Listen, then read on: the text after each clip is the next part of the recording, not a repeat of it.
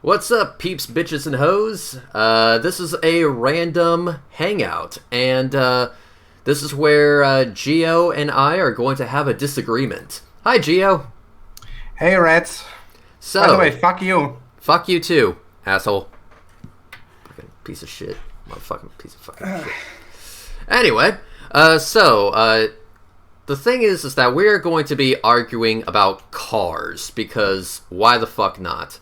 Geo, you were telling me about how the Volkswagen ID3 is inferior to every single Tesla ever made. Go. Well, if you actually check our Skype chat history, you will find out that that's pretty much not what I said. I just want you to know that we're not going to be looking over your Skype chat history. We're just going to be taking what I say as fact, and we'll be moving forward with that. So you were saying about how Tesla is superior to whatever Volkswagen's coming out with in any way, shape, or form. Please continue. No, actually, no.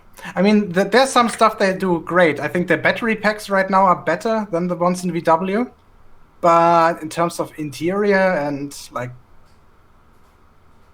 general build quality, not necessarily, no. Okay. Well, let's go ahead and cut the shit right now. I'm going to agree with you right there. You were asking me about what I thought about the Tesla Model Y. Yes. And by the way, can I just take a moment to compliment Tesla on their naming scheme? Model S, Model 3, which is a backwards E, Model X, Model Y. What's that spell? Sexy. Ha ha ha ha. This is what happens when you have a CEO that is, well, 12. But the Model Y was delivered to a customer recently, and let's just say the build quality was trash. If I paid that much money for a brand new car and I saw that arrive to the dealership, that which is supposed to be my new fucking car, I would be pissed. What is the selling price in the US at the moment for the Y, the base model? Well, I do know that to start, the Model 3 is $35,000, but let me tell you something. There are no $35,000 model, not Model Y, Model 3. The Model 3 starts at $35,000, and there are no $35,000 Model 3s in existence, period. Yeah, they put this. They pulled the same shit over here with the Model S back in the day. Yeah. Because over here you can only get the 4,000 euros or something of government grants if your base model of the car is under 60,000 euros. Yeah. And on paper, that was the case. They just didn't sell the base model. Well, So fuck them for that.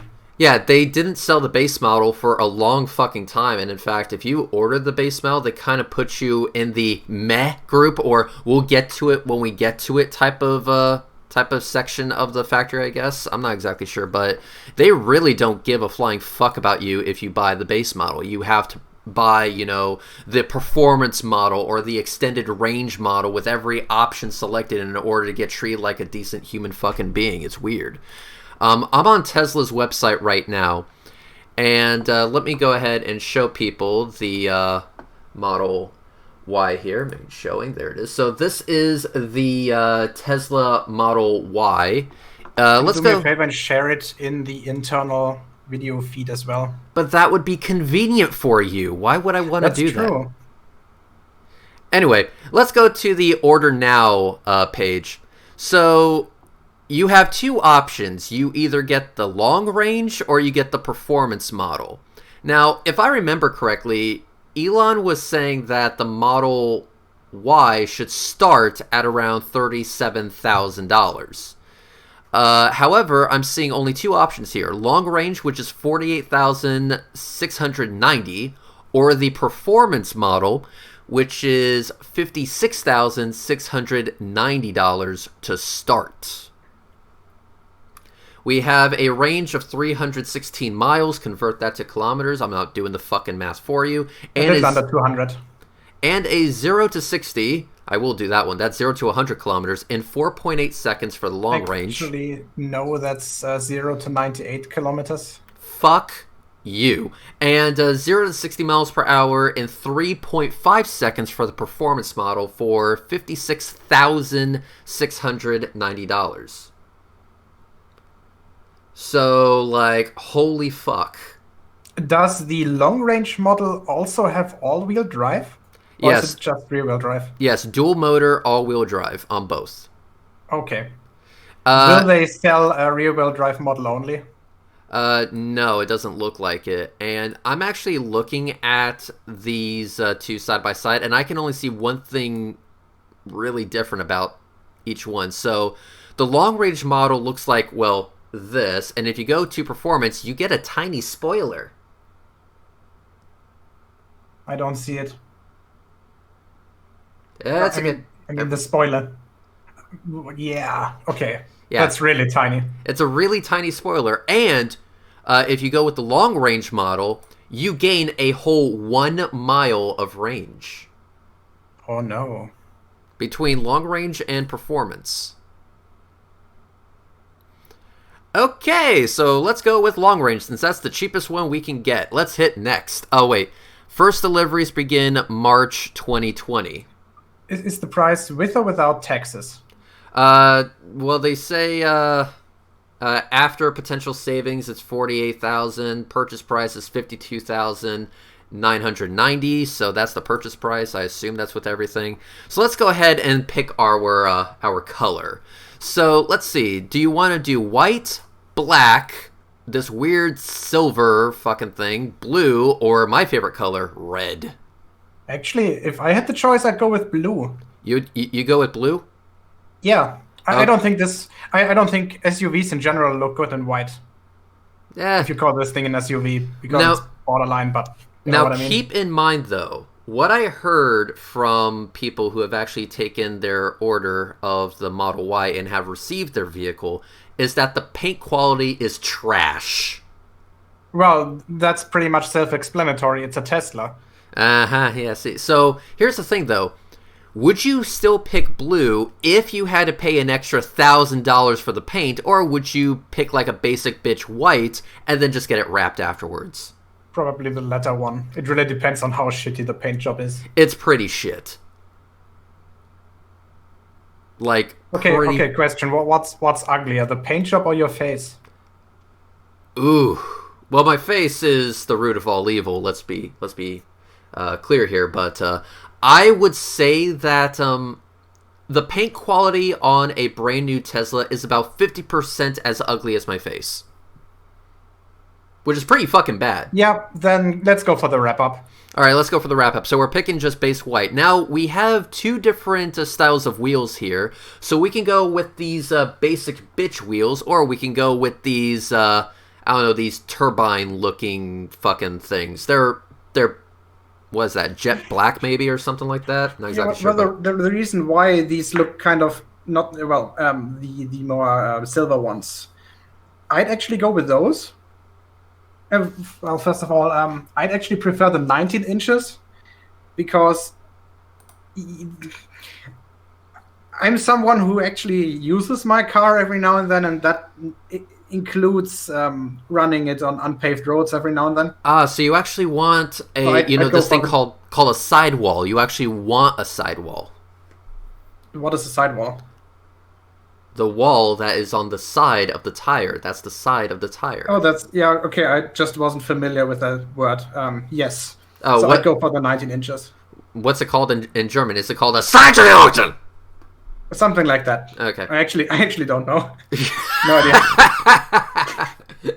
So for all you know, I could be right. Possibly, I mean no, but I can't exclude it. So probably yes. Crafty says for €2 reds is right. Laughy emoji, absolutely. For $5, we have the only question I have is the max amount of pigs that you can hit with these cars. Dude, The answer is 9. there is no limit to that. Although I imagine it would go further than my what car was that? That was a 2015 Chevrolet Cruze, which at this point of its life, it probably would need a timing belt. Which, by the way, for those of you who don't know, will cost you $1,000 to replace. Wait, the belt. Are you talking about the timing belt? Yeah, the timing belt, and it will cost you $1,000 to replace. You know, in my VW, the timing chain is actually free. Do you know why? Is it for the same reason that the timing chain in my new car is free? It might be. No, the reason is they basically did a fuck up in the timing chain's construction, and it elongates very quickly. Mm-hmm. So they just said, yeah, fuck it, we're just gonna replace all of them for free in that model. Uh-huh. No. For me, it's just because it was built properly the first time. Good. I'm glad it's not a wear item, like a timing belt is usually. But I want people to understand something. If you're just joining us, I am not getting a Tesla. Holy fuck! I am not getting a Tesla. Wait a second. So I just need an emphasis on this. So when we were talking the last time, did you or did you not say that you're considering buying an ID3? I will consider it, although I really don't feel comfortable sitting in a Hitler mobile. Yeah, but it's an ID3. I know it's an ID3, but I just don't feel comfortable sitting in a Hitler mobile. Have you ever driven a VW? Is this before or after the Dieselgate scandal? Doesn't matter. Hmm. I actually bought my Golf a few weeks before the entire thing came out, and yeah, there was like 10% or so instant value loss. So yeah, fuck VW for that. Just saying, mine is not a diesel. It's a 1.4 TSI. But the value dropped anyway, just because it's a VW. Let's go ahead and go over this. So what I'm doing right now, ladies and gentlemen, boys and girls, brothers and sisters, is I am showing you an image of the Volkswagen ID3. Let's see what the peeps actually think about it. So now, if you want my personal opinion, this car looks really fucking good. See, Volkswagen looked at what Nissan did with the Leaf and decided to not do that. Yes, obviously the first generation Leaf looks like a... How did I call it? A frog with Down syndrome? It was... I think I called it a frog with Down syndrome. It looked like a bug. It looked like a fucking bug where, you know, its eyes were poking out of its body. It was just ugly as fuck. I personally, I think the front was actually not that bad, but the back of the first Leaf, that was just horrible. Are you also fucking high? It drove like shit. I actually test drove one once, and it was just horrible. Oh, crashy suspension. Yeah, it was bad. But the suspension wasn't the main problem. The main problem was that the sitting position was too high, and the body roll was a little bit too much. Well, it was too weak. I'm going to say you're wrong on all accounts. The front was, in fact, ugly. The suspension was indeed crashy. And the seating position was just, well, it made no fucking sense. The whole package was just a big amalgam of what the fuck. Also, when you started it up, it made Japanese anime noises. Oh, yeah. It wasn't that like its welcome chime to let you know that turned on or something like that? Yeah, the ID3, when you turn that one on, it just screams, Achtung! Ah. In case you haven't buckled up your seatbelts yet. I would switch that with an Aussie guy just screaming at you. The door is ajar! The door is ajar! So what do you think about the ID3's drivetrain? Well, first, I actually got distracted by talking about how ugly the Nissan Leaf was. But I do want to say to Volkswagen, kudos. You actually made this car look not terrible. Because they looked at what the Nissan Leaf was and they decided not to do that. Although, to be fair, the second-gen Leafs, they actually look pretty decent. But this looks really fucking good. Especially, that ass. That ass looks good. Especially in this, like, panda color. This black and white panda. Yeah, in white it looks really great. I agree. So there's one design element that I can't stand, honestly. It's the black piece of plastic on the hood. Well, that's the hood. But whatever that black piece of plastic is. You mean this thing? Yeah, it looks like a growth, doesn't it? Yeah, wait, I can't see it yet because you're not sharing to me. And there's like 20 seconds delay. I see. Yeah, that thing directly in front of the cabin, yeah. Yeah. No idea what that is. It's apparently not... So when I first saw this, I thought this might be a pedestrian's airbag that folds up if you actually hit someone. But apparently it's not that. Apparently it's just a design element with no particular function. It's also not the actual hood, which you would fold up to, fill in fluids like brake fluid and for the climate and washers and things like that. No, that's actually the white part in front of it, apparently. So So no idea why that is there. The sister model by Seat, the Elborn, does not have this design element. So it's not something functional. yeah, it looks like it's just it's there purely for the looks, and that is weird. It looks I mean, misplaced. yeah, I have no problem with the color. I mean, the black part is fine. Maybe that's actually good in terms of reflections. That doesn't blind you. If you see the white hood from the inside, if it's obviously I haven't seen glossy, it one yet. doesn't matter. If it's really high gloss, it doesn't matter. And I imagine these things are going to be glossy AF. Probably yes, but again, why is that there? I have no idea. This is weird. But you were asking about the drivetrain. So know Yes. this this vehicle. So what is the drivetrain and what range are we talking about? So it's rear-wheel drive. Uh-huh. It's either 150 or 200 horsepower. That depends on the battery size. So if you take the small battery, you only get the 150 because the battery just can't handle more current than needed. And the bigger ones, both I think come with 200 horsepower on the rear wheels. There's no all-wheel drive option yet. The platform can apparently handle it. It's just there's no need for it in a family hatchback. Does it In have terms a of- frunk? No, it does not.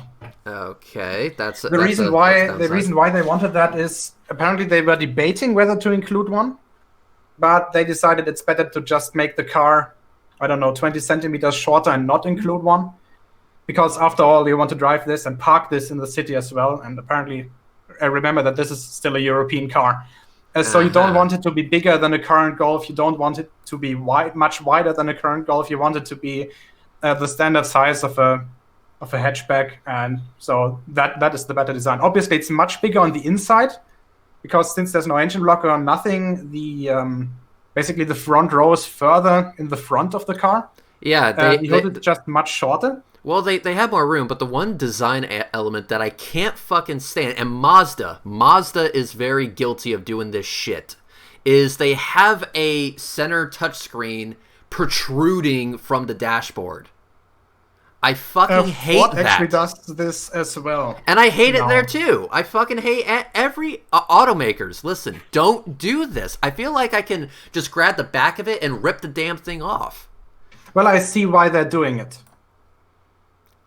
But in terms of design, honestly, I don't care. The one thing that I think that VW screwed up on the inside is that the middle console with the cup holders, why is that still there?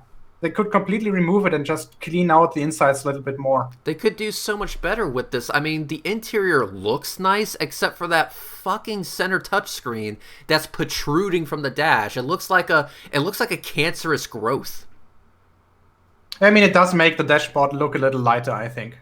So I understand why they did that. An infotainment system is supposed to be in the dash, not on it.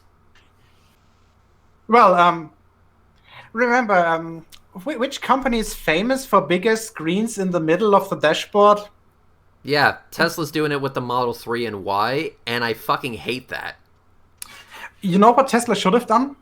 So apparently they're gone back their to the dashboard- model, gone back to how they were doing it with the Model S, because that shit looks dope as fuck. No, what they should have done, in my opinion, is use the same screen as in the Model 3, but put it on a ball joint so you can slightly turn it towards the driver if you want. Ugh. If you know what I mean, that wouldn't make it, in my opinion, a little bit more comfortable to operate. I mean, it's like, okay, so let me go ahead and show the interior of the Tesla Model S. See, that looks bitchin'. I fucking love that. It looks clean. It looks organized. There's no cancerous growth protruding from the dashboard. That looks fucking, like, well put together. It's not like the screen wasn't an afterthought. The screen was actually taken into account when designing the interior. If Yeah, you just... I tend to agree. Yes, that looks great. Apart from the air vents, which kind of look out of place. Yeah, fair enough, but... Yeah, because they're not symmetrical. But I guess there's no way of not doing that. The thing is that I like having a screen in the dash and it's not on the dash. It's not in the way. It's not blocking any part of my view when looking out the window. This looks so much fucking better. Tesla did such a good job with the interior of the Model S. And if you haven't sat in a Model S, please do so. You won't regret it. Don't forget that the Model S costs like how much? Twice? Oh yeah, the entrance price of the Model 3. It ain't fucking cheap. It ain't fucking cheap. Absolutely not. It is so not cheap. But you do get your money's worth. Model S's, they're no fucking joke. Yep. They haul ass. I mean, obviously, the acceleration is that's just there to brag. I don't see any practical application in everyday use for this. But it's still nice to have, just to annoy other people. As a petrol head, you don't see the use. You don't see the use of that.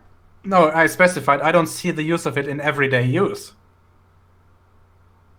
Hmm. All right, let me give you an example. All right, let me give you an example. Let's say you're out on the town with your family, okay? And that's already a nightmare. Yeah, I know. Let's say you're out on the town with your family, your wife and kids, and some fuckface in a Lamborghini Huracan pulls up right next to you and starts making fun of your 4-door sedan.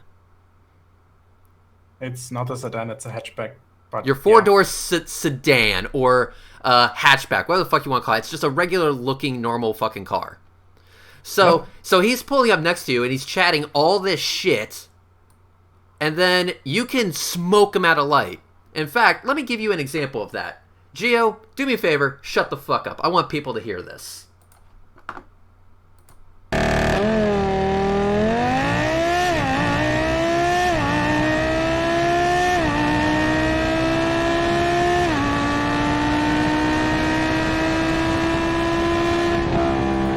Was starting to close in on him at the very end there. However, the Tesla still won the quarter mile. Fuck you, Lamborghini. Yeah, I mean, that's just the awesome torque that electric cars offer. That you just can't get in a petrol car. Well, it's not only that, it's also the fact that you have to, couple in the first gear and then rev the thing up and everything. Just takes time when it comes to pure acceleration from zero. It's basically one of those, hey, you can go ahead and talk all the shit with your fancy red Lamborghini, but I can still smoke your ass out of light. Yep. So, yeah. Yeah, again, but not necessary in everyday use. Well, I understand that, but my dream car is never going to be what's necessary. My dream car is always going to be what's fun. Like, for example, my dream car as of right now is the ZL1. It just looks pissed off. Well, you never seen one? No, I don't think so. ZL1? Give me a second. Probably. Nice it instantly. Look up ZL1 1LE. Oh, the Camaro. Yeah. Yeah. I don't like muscle cars, honestly. Oh, I'm sorry that you don't like a muscle car that can do 7 minutes 14 seconds around the ring. Oh no, we have that conversation again. It kicked some fucking ass. Sure, yeah, the guy had. I can see the appeal of them. I just don't think they're good. I mean, look at this. Let me show you. Let me show you this image right here. Let me show you this image. This is a red Camaro ZL1 with all 4 tires off the ground at the Nürburgring. I'm actually not sure how rare of an occurrence that is. Obviously, this guy was hauling some fucking ass, right? Yeah, but what do you expect? It's a fucking Nürburgring. By the way, we gotta get you over here and drive a lap. I would love to. That sounds amazing. Well, I'll even lend you a vehicle that I have available. Just give me a second. Please don't tell me it's a van. Oh, no, it's not a van. Is it a Ford Transit? Please don't let it be a Ford Transit. No, wait. It's not a Transit? Okay. Here's a few hints. It's a convertible. Okay. It has 3 cylinders. Oh, God. It's not turbocharged, I think. Is it one of those Japanese K cars? No. What else? It has 2 gearboxes. Oh, so it's a hybrid. So is it a BMW i8? Nope. But i3? it is made by a Bavarian company, I think in Munich actually. i3? Nope. The i3 doesn't have an engine. Well, the standard version doesn't have an engine. I mean, they do have the range extender. Not anymore. They're not building this thing anymore. They're not? Oh, they finally came to their senses. Yeah, I mean, the electric range of the thing almost tripled with the new battery, so there's no more reason to build a range extender. 5 years. Apparently, I must be a internet search expert to find the ID3 price anywhere, question mark. Yeah, what is the price of the ID3? The entry model should be around 29,000 euros after taxes. Ah. Oh. So I don't know how much this is in dollars. And by the way, Reds, I sent you the link to the vehicle that I would give you. It's a Goodner G40A. That's a 1963 tractor. And yes, my family has one of those. Are you fucking kidding me right now? Yep. I want to go to the Nürburgring, not a tractor pull. You can still drive it. I think they would allow this under the condition that you just, rent the track for nobody else to be on it on the same time. Yeah, but I would have to rent it for the entire fucking day. Yes. And I would only get one lap, if that. It depends. It might actually be quicker when driving backwards. What? Forget it. I mean, backwards around the track, not, backwards with the tractor. The tractor is driving forward. It's just you're taking the lap the other way around. Why do you hate me? I don't hate you. I'm talking about 640 horsepower Chevrolet Camaro ZL1s with the best suspension tuning ever, and you're telling me, oh, here's a fucking tractor, have fun. Yeah, but look at this. It's all you want. It's rear-wheel drive. It's not all I want. I want to go around. It's a manual gearbox. I want to at least have naturally aspirated. Well, I want fine. It's a diesel, but whatever. The capability to getting around the track in under 8 minutes. Yeah, then that won't work. Yeah, no shit, it won't work. Seriously, I don't understand why you don't like the muscle cars. I mean, this thing just looks. This car looks pissed off. Yeah, but they. First of all, they're in terms of build quality. All right, we're not just no. Yeah, but what do you expect for 60 grand? You're paying for the performance, that's the not entire the point. You're not. That's the entire point. It has carbon fiber bits on it. Yeah, well, that one? Yes. And does that one cost 60 grand? I think it's like 69 giggity. Well, again, before or after taxes? I mean, out the door, maybe somewhere closer to 75. Yeah, okay, that's fine. That's actually not bad then. It's you're paying for the speed. You're not paying for the quality. You're going to get the typical General Motors plastic, but who cares? I'm not paying attention to the interior. I'm hauling ass. Yeah, that's the point. I'd rather go for something more, what should I say, conservative maybe? Like a Golf R? A Golf R? Or maybe an M3? Conservative. Yeah. I don't know what that word means. What I mean is basically take an ordinary car, which is known for passable build quality, and then just put the biggest engine into it that it can fit. So basically a hot hatch, or the equivalent of a limousine. So that's what I would go for. The type of Ford Focus RS that Tanner Faust has? Focus RS, maybe. So that's actually an old question. Which car is better, the fucking Focus RS or the Golf R? Maybe, yeah. I would test drive one if I decided to go to that category of car right now. Yeah, but the Focus RS it just looks weird. Let me show people. This my friends is the Focus RS, all you fine people in the chat. And it kind of looks like it walked in on somebody and it's doing the kind of sound. It's still much better than the Civic. Well, yes, it's god damn the fucking Civic. Okay, just for comparison, go to the Golf R, because that one, I don't think it has any modifications in terms of exterior to the regular Golf without R, apart from maybe another front bumper. What I'm saying is that the Ford Focus looks ugly. It just does. The front looks ugly. Well, that's the fish mouth, so to say, that they got by acquiring Aston Martin a few years ago. So they wanted it to look like a bottom feeder? I think so, yeah. They acquired Aston, and then all the Aston designers started working on Focuses. Well, the all the European Fords, basically Fiesta, Car Plus, Mondeo, even Transit. At this point, they all have the same front. Well, what I'm showing my peeps right now is the 2019, I'm sorry, the 2020, I should say, Volkswagen Golf R. So that's still the Mark 7, isn't it? The Mark 8 just came out, but there's no GTI and no R of it yet. Well, if there is no R of that's the Mark 7. Yeah, so this looks a lot better. It doesn't look like a fucking bottom feeder. Yeah, you don't really immediately say that or see that it's a 300 horsepower four-wheel drive hot hatch, because there's nothing that makes it look especially scary. So what you're saying is it's a sleeper car. Yeah, basically, is it a sleeper?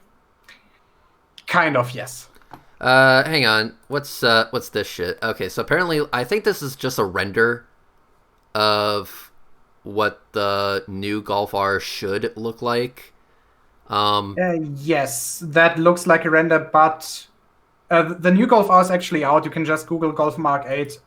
Well, not the R. The Golf 8 is already out. You can just Google for it and you'll see how it looks.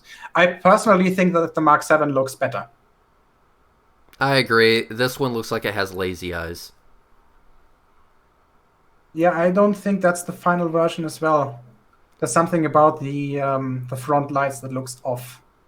A lot of this shit looks off, to be completely honest with you. Yeah. I mean, they are using the same platform, right? The Mark 7 and the Mark 8 are both based on the MQB. Let's see. $5. If we're talking about cars that we will never own, why not have your dream car as a Bugatti? Or if it's just a rule of cool, why not BMW Gina? Here's the thing. Help us in the side chat. We should get Helso into this. That would be fun. Yeah. Oh God. No. Let me tell you, Bugatti. Okay. Let me tell you about Bugatti. Oh no! Wait, before you do that, because there's something in the side chat that needs to be addressed. NA. You always thought that the Golf is a girl's car. No, it's not. The Golf is the fucking grand equalizer of cars. No matter what dangly bits you have, no matter whether you can afford a new one and just buy an old used one, nobody's gonna judge you for it. The Golf is like, well, it's the grand equalizer. It's just like death, only less German, I think. Well, let me put it to you this way. Going back to the Bugatti. The Bugatti is a very fast car. It's actually the world's fastest car. The Bugatti Chiron did, 304 miles per hour? It's the first... I think they were already overtaken. Oh, by who? Was it those crazy shitheads at Koenigsegg? Possibly, yeah. I have to look it up. Give me a second. Well, we'll get to that in a moment, but Bugatti Chiron, regardless who's the fastest now, was the first car to break the 300 mile per hour barrier. It did it. It did it with the Bugatti Chiron Longtail. However, it would not be my dream car. And the reason why it would not be my dream car is because the grille looks like a toilet seat. Okay, so apparently it's currently the Bugatti Chiron Super Sport.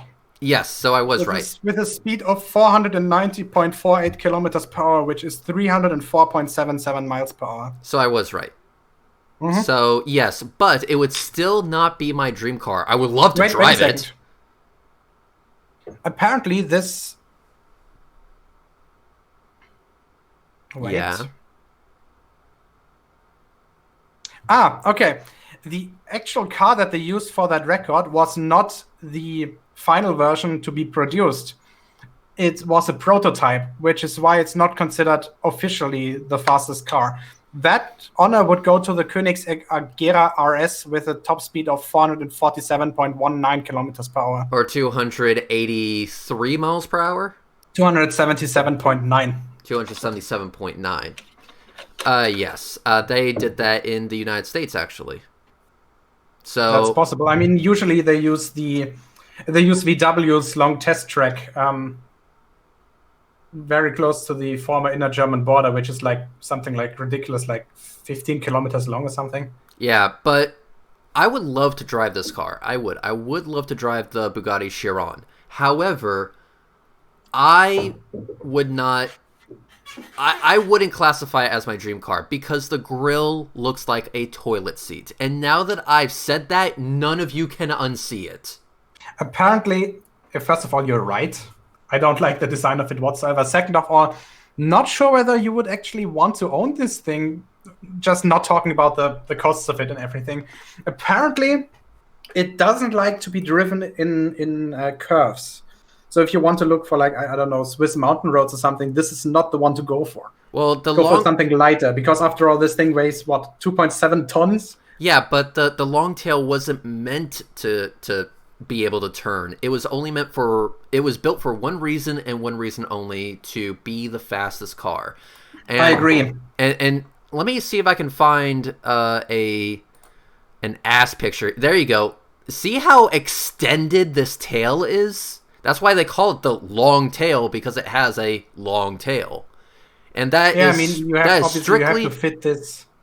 That is strictly for aerodynamics. That is for aerodynamics and to fit that big-ass engine in there. Yeah, the engine. The VR... well, it's W16, I think. Yep, yeah, W16 quad turbo. 4 turbos? Exactly. 8 liters or something ridiculous. I mean, this is a type of car that shows you that when it comes to internal combustion engines, you really run into a dead end at one point or another. Like the sheer amount of size and weight of that thing that you actually need to achieve that speed and hold it without the thing blowing apart. Oh yeah, it's absolutely idiotic. They had a video of the test where it was going like really fucking fast. So, all right, do me a favor, shut the fuck up. Let me go ahead and show my audience this. This is the Koenigsegg Agera RS, hitting 284 miles per hour, V-Box verified. So let's go ahead and take a look and see what we have here.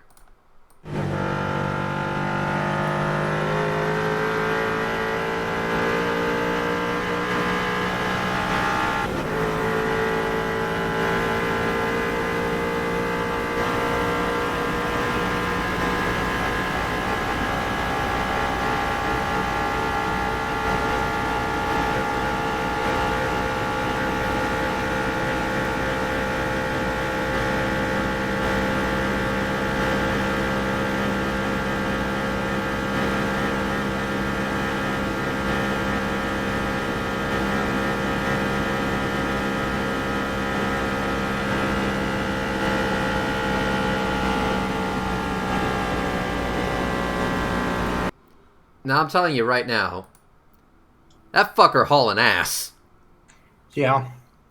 Do you know about the gearbox of the Veyron, or the Chiron actually as well? The gearbox? Yep. Isn't it, doesn't it have like 2 transmission for it because it's a dual clutch? Or yeah, it's a dual clutch, but the thing about it is that the 7th gear only kicks in over 250 kilometers per hour, something ridiculous. Which means that most of the time you don't notice that you have a 7th gear. Ah. Like, damn. Yep. I mean, the thing in the Koenigsegg is absolutely weird as well. Not in the Agera, but I think in the Regera now they have this... Oh yeah, they have that torque converter taken to the extreme. They don't have a transmission. No, actually, I think the new one actually has a transmission. It just has one set of clutches for every gear. So it's basically a 9-clutch gearbox. I thought their new I thought their new vehicle didn't have a gearbox. It was like, because I remember watching a video that was titled "Hitting 250 miles an hour with no gearbox." It might also be the Jesco. I'm not sure.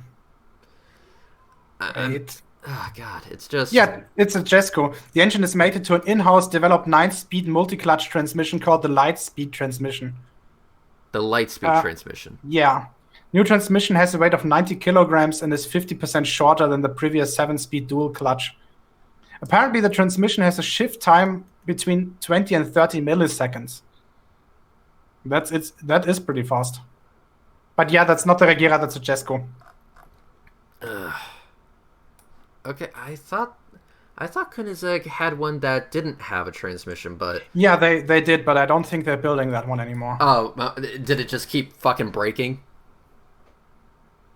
No idea. Yeah, I mean, there's also another car. Have you heard of the Venom?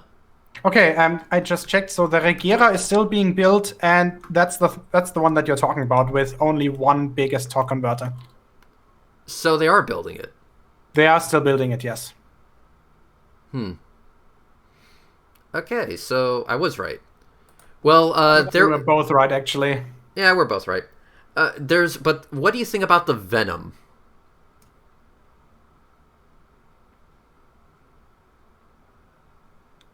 Yes, no, maybe so. Which one is the Venom? The Venom GT by Hennessy. Oh, the Hennessy. I don't know. Well, I mean, I like the way they approach their top speed record attempt. They were like, they called up NASA and they said, "Hey NASA, your guys aren't using your runway. Can we borrow that real quick?" And they were like, "Sure." And so that's exactly what they did. And so it's a little weird that they decided to go for V8 in that. a twin turbo V8. Yeah. Dude, American V8s are they can hold fucking 1600 horsepower. Yeah, but the problem is that they don't rev as well as you might want in something like this. I mean, well, let's go ahead and take a look here. Do me a favor, shut the fuck up. Let's watch this. So this is the Venom GT down the Space Shuttle Landing Facility runway. How much does the thing cost? Like 2 million? I think? Somewhere around there.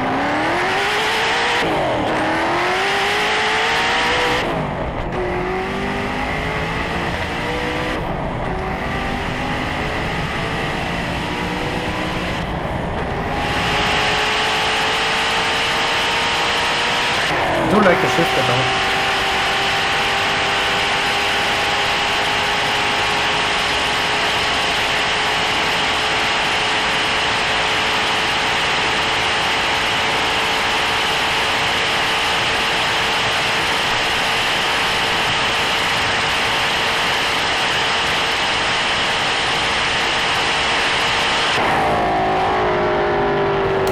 So it was 270.49 miles per hour. That is 434 kilometers per hour. And that was within the length of the Space Shuttle Landing Facility, which, by the way, they needed room to slow down after that. How long is the thing? Good question. Next question. Isn't 7 it like kilometers maybe? It's let me 4 miles, 4.5 miles. You know, I can figure this shit out. Let me let's go to Google Earth and let's fucking measure this shit for ourselves, because why the fuck not? Okay, so according to the Googles, if I went from one side to the other, it is 5.17 kilometers, which is 3.2 miles. Okay. So Yeah, then that's rather quick. So it accelerates pretty good. Yes, it doesn't rev. I think its red line is what, $8,000? That's actually fine. So, but it's nothing like, you know, the fucking $9,500 that other cars can do. It gets there. It gets the job done, I think. It's a good car. It's basically a modified Lotus to the extreme, but it's still a good car. What do you mean by basically modified Lotus? Are they sharing parts in any way? are they sharing parts? I don't know. Let me show you a picture of it, and you tell me. So well, it's the same chassis, isn't it? So tell me, people, do you think Hennessy is sharing parts with Lotus? Place your votes in the live chat.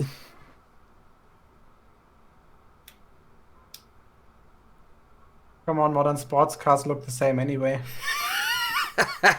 You know, that's true. I mean, basically, they took a Lotus, they chopped it in half, they stretched it out, and then they're like, okay, I'm gonna put a giant American V8 in this, and then I'm gonna put twin turbos on this son of a bitch, and then I'm gonna take it to NASA, pray to God that they actually let me use their runway, and then do 270 miles an hour. What could possibly go wrong?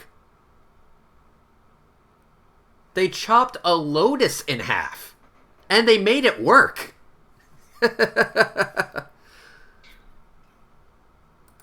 So yeah, they are indeed borrowing parts from Lotus. But then again, Hennessy is not a vehicle manufacturer; they're a tuning company. They do like Corvettes, Vipers, fucking Hellcats, Demons, that kind of shit. And also they're Cadillac CTSVs. They also did 217 miles an hour with a Camaro. Yeah, downhill maybe. Downhill? That was a joke. Bitch, please. But by the way, there was a question asked earlier that we didn't get to answer. The battery packs of the ID3. Oh, yeah. What is it 60 kilowatts? The smallest one is 45 kilowatt hours, which should get you around 200 miles. The second one, I think, is 55 kilowatt hours, which should get you around, in kilometers, maybe 450. Yeah, and also the biggest one is, I think, 70, which gives you around 550 kilometers of range. Ah. And also, I sent the join link to Halsoy, so if that fuckface has any time on his hands, he can join this little group. I'm pretty sure that he has no time on his hands because he still needs to push his Mercedes to the fucking dealership. Ah, I see what you did there. That's funny. You funny as hell. But yeah, no, they call their Camaro, Hennessy calls their Camaro the Exorcist. It's 1,000 horsepower. Let me guess. Do they call it the Exorcist because it kills the demon? Yes. Exactly. It's called the Exorcist because it kills the demon. And hey, Hellsoy, why are you saying, oof, are you exhausted from pushing your Benz to the dealership?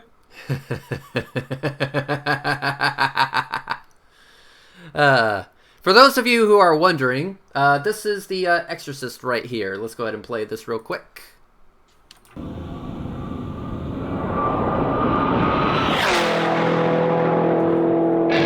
Yep, so that's basically what it looks like. They're like, oh, but it went by so fast, I couldn't see it. Exactly. I think they tested that one in a Grand Tour episode. They did. Wait, did they? Yeah, I think so. The one in Detroit? Oh, yeah, they did. Yeah, that was fun. Jeremy Clarkson had the Mustang.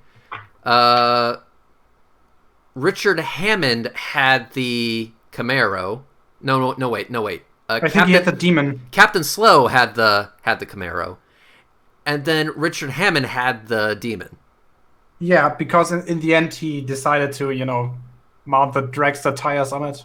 Yeah, for those of you who don't know, Captain Slow is James May. But yeah, it was the Camaro, the Demon, and the modified Mustang from which company I can't fucking remember. But for those of you who want to know what the Exorcist looks like, that's what it looks like. It's a modified ZL1 Camaro pushing 1,000 horsepower, because fuck you, that's why. I love this car. This car looks mean as fuck. It does look mean indeed, yes. It basically is like, I am here to murder people. No, what this car actually says is the guy that drives me has a very small penis. Oh, absolutely microscopic. But while having a micro penis, also has severed heads in the trunk. Maybe one severed head. Can we at least go mid? Elsa is here, finally. Let's go mid on there and say there's 2 severed heads in the trunk. Let's just say 1.5. 1.5 severed heads? Yeah. So 1 head was severed and then severed again. No, that's a second head, but not just the entire thing, only a part of it. So there's 1 severed head, but it was split in half. So you could technically count it as 2. Yeah, again, it's 1.5 heads. How hard is that to understand?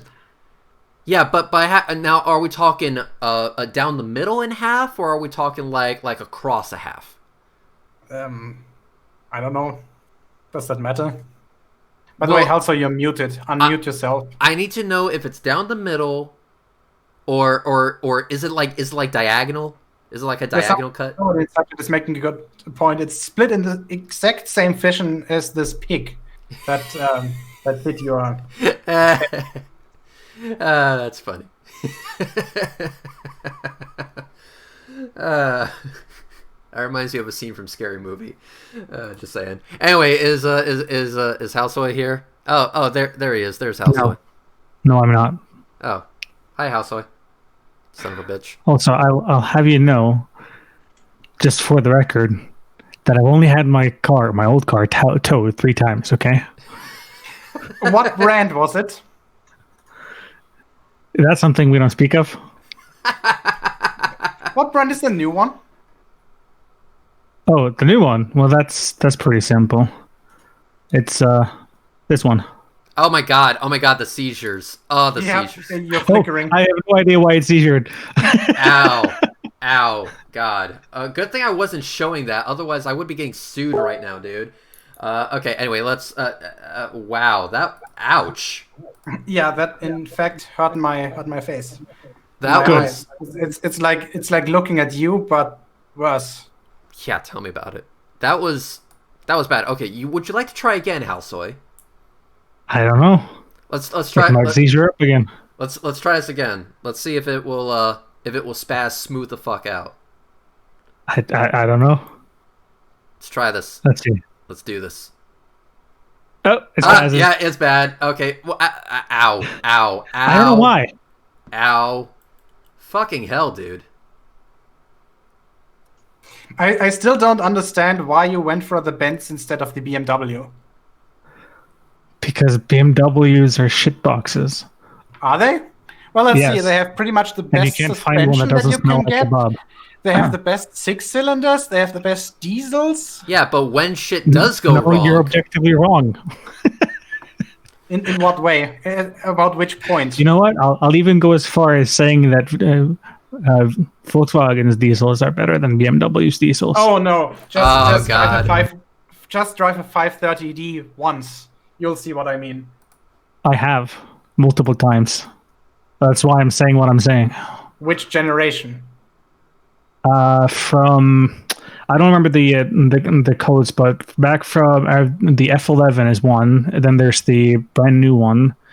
Then there's the one before. I don't remember the BMW codes. The oldest one I think is the F11. I can't remember the BMW codes either. Just say the year, the model year. Yeah, so every model since 2006. Why? What do you What mean, is why? the problem that you have with it? They're cramped. The interior, I don't like the styling. Yeah, that's true. can we all?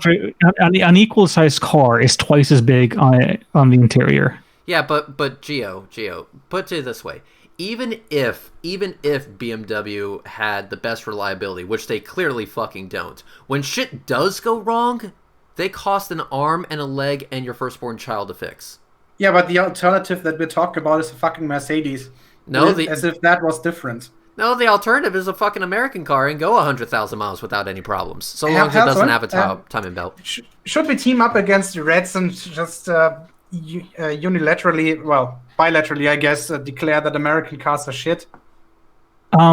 I don't know of a single American car I'd rather own than any European or Asian car. Thank you. You guys do not like the new Ford GT. That shit looks pretty sick. No.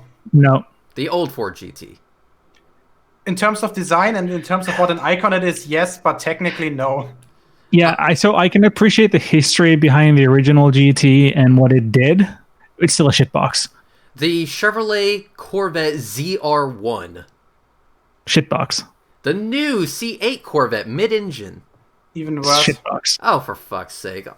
Man, y'all are just haters.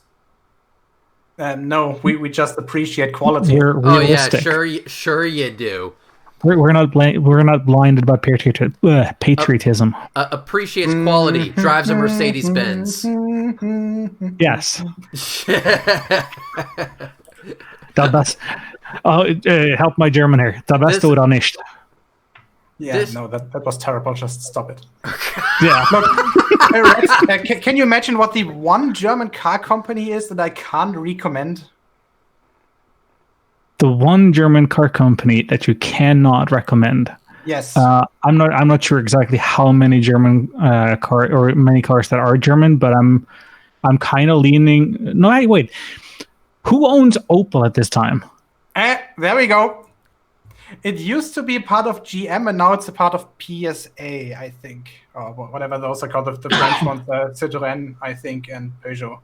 It's hang on, let me see if I remember this correctly. It was Opel, Holden, Vauxhall, and there's one more. The name escapes me. That was General Motors, but I think Opel got sold. It was Saab. Saab is defunct, I think. Saab is Swedish. Yeah, Saab is Swedish, but it was under General Motors. It just got reacquired by some Asian investment company. I think they're gonna as far as I know anyway, they're gonna restart the brand. Saab? Are you sure? I think Volvo got bought by some Asian company. Am I mixing the two? I could have sworn it was Saab that was bought. No, I think I'm pretty sure it's Volvo. Okay. Oh, this whole I think Saab that this is the main reason why they are now offering basically every model kind of electrified to comply with Asian emission rules. Now, it needs to be noted though that only as far as I know anyway, only the car division of Saab is defunct. They're still in the airplane business, I think. That's possible. I don't know. Yeah, I heard this whole saying because the commercial here in the States was Saab, born from jets, and we're like, bullshit. That shit's a fucking rebadged Saturn. It's probably the other way around, but whatever. Or yeah, it's the other way around. Either way, it was shit. I'm talking like 1993 Toyota fucking Echo bad. Do you get Dacias or Dacias or however you pronounce it? No, the only new European company come over here recently was Fiat, and we only get the Fiat 500 and the 500L. Yeah, the 500 is weird. I mean, the base engine is a 2-cylinder. Oh no, I was wrong about that.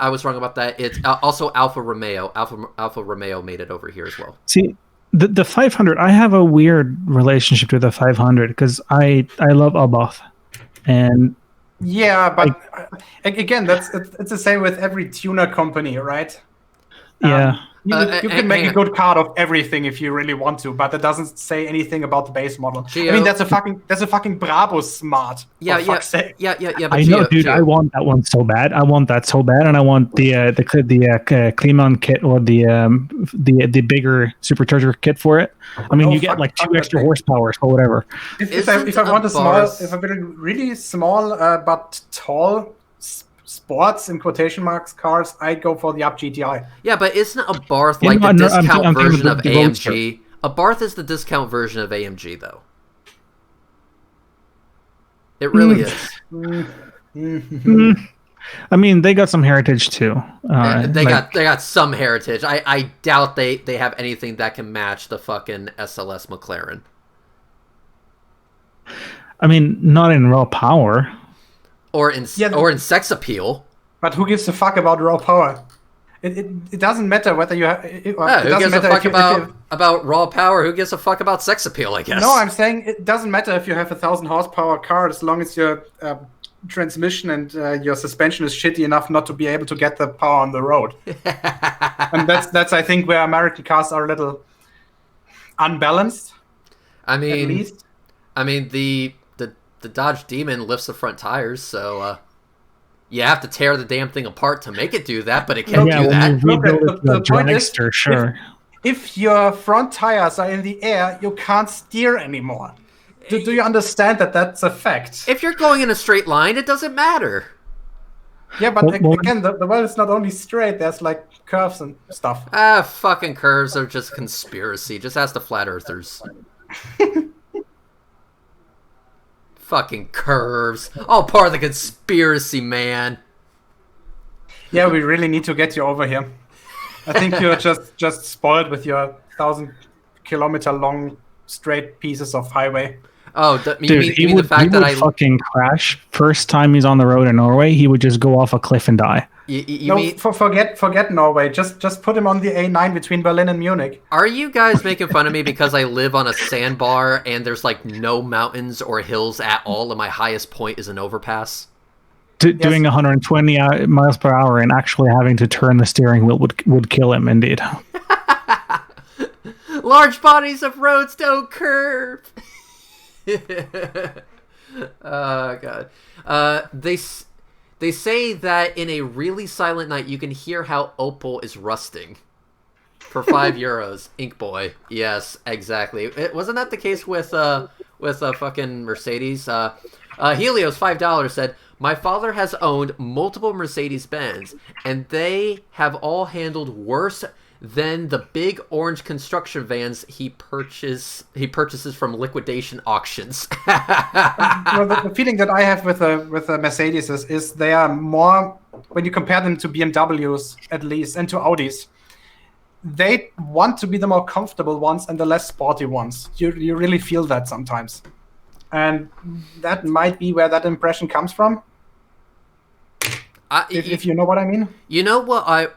Here's the thing. I will go ahead and give BMW a chance once they finally ditch the kidney grill. I'm sorry, it makes all of their cars look like shit. I gotta say, I don't mind it on the M4, and maybe I'm biased just because my brother recently bought one. The thing is, how are they going to react to the next generation of electric ones? Because obviously they don't need a grill anymore. Oh, have you seen what they done to the fucking i8? Shit looks terrible. Yep, but technically speaking, the i8 is not fully electric yet, so it doesn't. It's kind of excusable there. No, but it's not. I don't like the fucking grill is filled in except for a tiny slit on the bottom. You didn't need that whole thing. I know. I mean, and also, have you seen their fucking concept? Yes, that thing is absolutely horrendous. Yes, look at throw this. the thing in the garbage. Look at this thing. Look at this thing.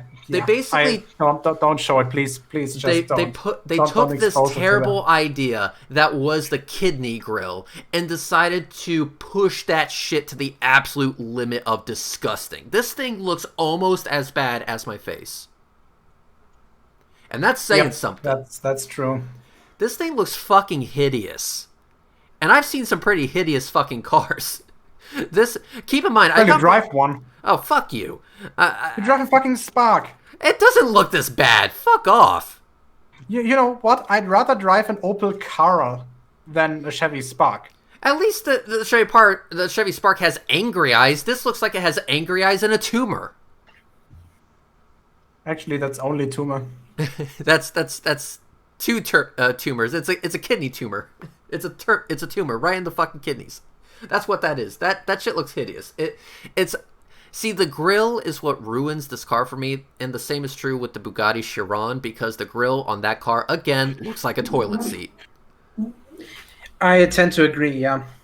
Let's just hope that they modify the concept well enough until it goes into production next year. I think it's planned for 2021. But it's not 1 year later. But it's not just that car. It's every BMW. I understand they have this design element that's supposed to tie all the BMW models together. But dude, fucking hell. Well, I mean, they've had this since the 1930s. I don't give a shit. I don't care. I mean, and the thing is that BMW has proven that they can make a car without that fucking kidney grill. What do you think about the old 8 series? Here, let me show you this, guys. Let me go ahead and show you this. Oh, the old edgy, like I'm not saying in a meme way, but with actual rough edges. 8 series. 850i, yes. I love it. Here is a BMW. That's a BMW I'd own. Here is a BMW I'm going to show you. Hang on, shut the fuck up, guys. Here is a BMW I'm going to show you guys, which I agree is hideous, but demonstrates that they have the capability of making a car without that fucking kidney grill. So there you go. There's a BMW without the kidney grill. That is 100% a BMW without the kidney grill. It still looks fucking terrible, but at least it doesn't have the fucking kidney grill. Yeah, well, that's identical to the Z3. It is a Z4. Oh, Z4, yeah, probably. Yeah, that is. I mean, it's a different shell. But the funny thing is, they have more power in their engine than the Z4 has. So they've been kind of underhead and go like, yeah, we're gonna make our car faster than yours. Still, it's underneath that fucking outside. It's a BMW. Yeah, I honestly don't like the design of the Z4 and that thing. This thing looks hideous. It looks back heavy, if you know what I mean. The cockpit is too far to the rear. Back heavy. Yeah, that's look at the fucking nose. Look at the nose of this car. It's the terrible. proportions don't fit. The roof starts to far in the back. It should be further in the front. It looks like a convertible that wants to be a coupe that wants to be a GT. This is like something that was thrown together very quickly. This has no soul. It has no character. And Reds, do me a favor and Google for 850i. 850i. Yes. Okay, 850i. All right. I wonder what they're priced at now. Oh God, 2020 or 1991? 1991. 1991. Yes. Okay, so here we go. And I see they tried to minimize the kidney grill, but it's still fucking there. Yeah, that thing is just absolutely incredible, in my opinion. But the kidney grill, though. If Kid from Knight Rider had been German, he'd be this. I agree. Yes. I agree, but why did they... The kidney grill was just an afterthought. They said, oh, we have to stick it on somewhere, and there it went. Look, Reds, let me give you some data here. 12-cylinder V12. Uh-huh. 326 horsepower. Mm-hmm. Well, I think there was even a bigger one with like 380 or something. Top speed, probably limited to 250 kilometers. Or 155 in freedom units. Yep. And 0 to 100 should be around 5.5, maybe 6 seconds. And also, you could get it with a manual. That's the point. It's one of the very rare V12 manuals. I do not like the look of this nose. I really don't. Again, BMW and their kidney grills. I do not fucking understand. This car looks like they designed the car and they made it look beautiful, but then they were like, oh shit, in making it look beautiful, we forgot to add the kidney grill. Well, we have to stick it on somewhere. Fucking slapped it on the front and called it a day. Don't forget the fact that it has pop-out headlights. Yeah, I hate pop-out headlights. I had pop-out headlights for a while. Shit was terrible. Super weird how they designed the hood around the headlights. It's like one solid piece, apart from the part that actually pops up. There's no front disconnect. So if you open the hood, there's actually 2 holes in it from the headlights. It just looks weird. I'm sorry, it just looks weird. I'm not feeling this vibe. Here's the 2020 M850i, and again the kidney grill. This looks a lot better, I will admit. No, but still, what the fuck? I don't like the new 8 series at all. Sorry. Hey, I don't like it either. I mean, you're not going to hurt my fucking feelings. I mean, the old one still has that classic BMW. How should I describe it? Knee breaker front, I guess. The one that definitely smashes your shins when it drives over you. Now I get it, because you like the car because it looks like it wants to kill people when you run into them. Oh no, that's not the worst example. Look for BMW 2002. I guess that's the best one. BMW 2002. I think it was in 2002. Yes. We're talking about one that has headlights and a grille, not an actual front. Well, the one where the front is kind of upside down, where it's first of all, I think it's a predecessor of the 3 Series. Super awesome rally car, by the way. Oh like god, yeah, 80 horsepower. I see what you're talking about. Okay, let me show this. Yeah, that will definitely fuck up your shins. Oh god, and right there's the kidney grill again. There it fucking is. Like, well, we have to stick it on somewhere, so here it goes. Oh no, they for whatever reason they added that gargantuan bumper there. Usually that's not supposed to be there.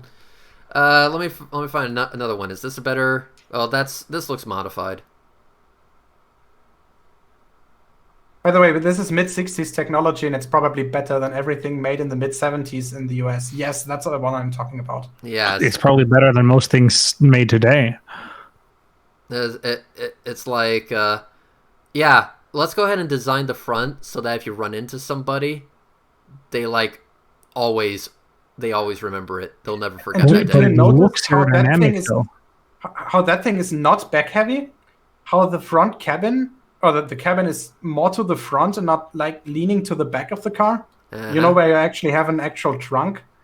I think that looks much better in terms of balancing the silhouette of it than at least the Z4 or its derivatives. Cars with an actual trunk actually do look much better, in my opinion. At least we can agree on something. Oh yeah, so okay. Car with a trunk. Let's see. I owned this car. Let me show you guys. I'm a big fan of the wagons. So Right. I tend to agree. By the way, Reds, what do you think about that ID6 station wagon?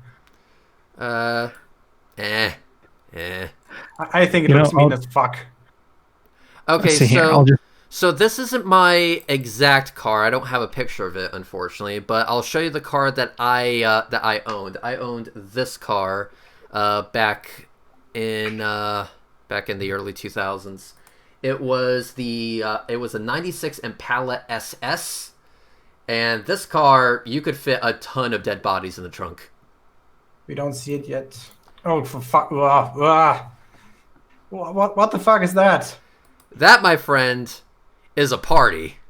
I mean, look at the front. Just no.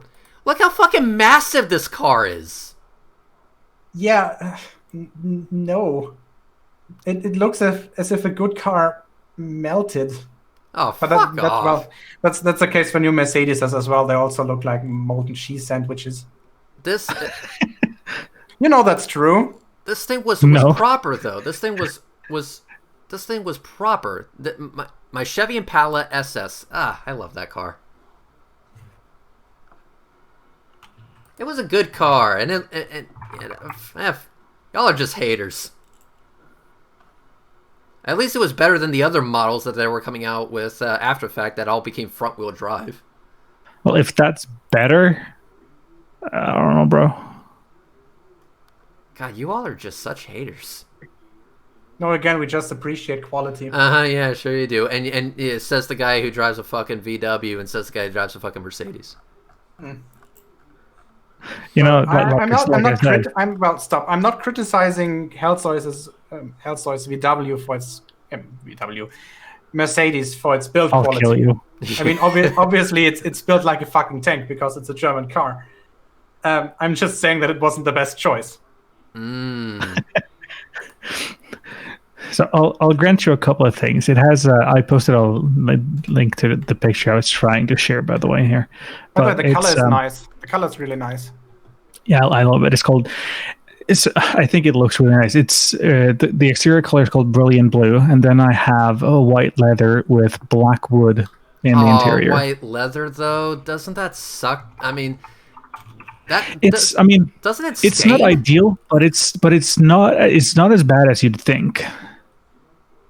So just cleaning it with leather cleaning every now and then, and it still keeps like perfectly white. I mean, it's okay. Everyone was saying grandpa car. Grandpa cars can be fast. Have you guys ever heard of the Cadillac CTS-V? Shit screams. Or literally anything that says AMG on it. Cadillac CTS-V is better. No, Yes. I'm sorry, you're just wrong. You're wrong. Fuck you, bro. No, Okay, I'm not. let me show you guys this. This is the new Cadillac CTS-V. This thing is a missile. This thing is absolutely amazing. Looks mean as fuck. Has 640 supercharged horsepower. And sounds like it is screaming from the top of Mount Olympus.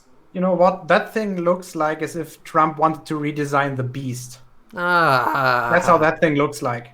God, you can make anything sound like shit when you include Trump in there. Yeah, like the entire design meeting of that car was, we'll just make it the greatest. We'll put the most things on it.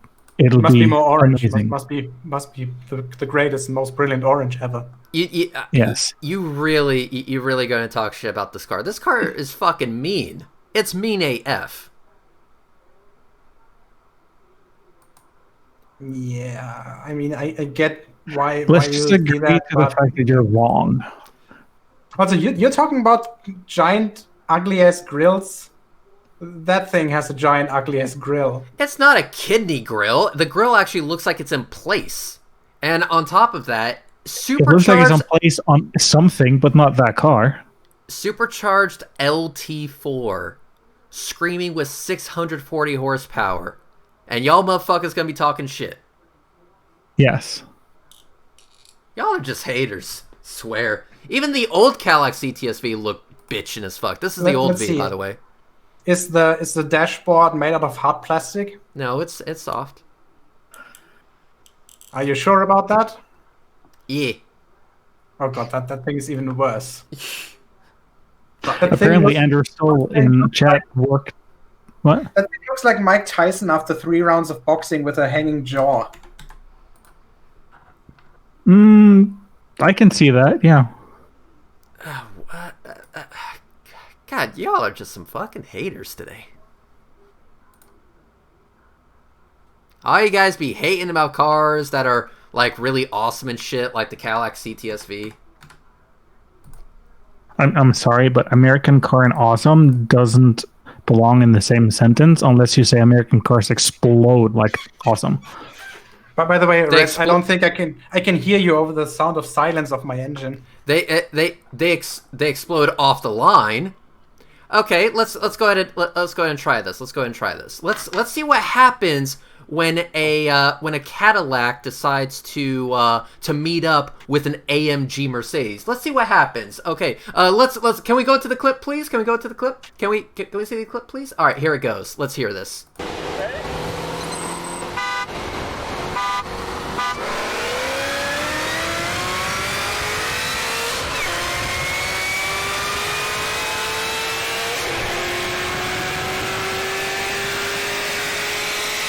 Of course, it's the baby AMG.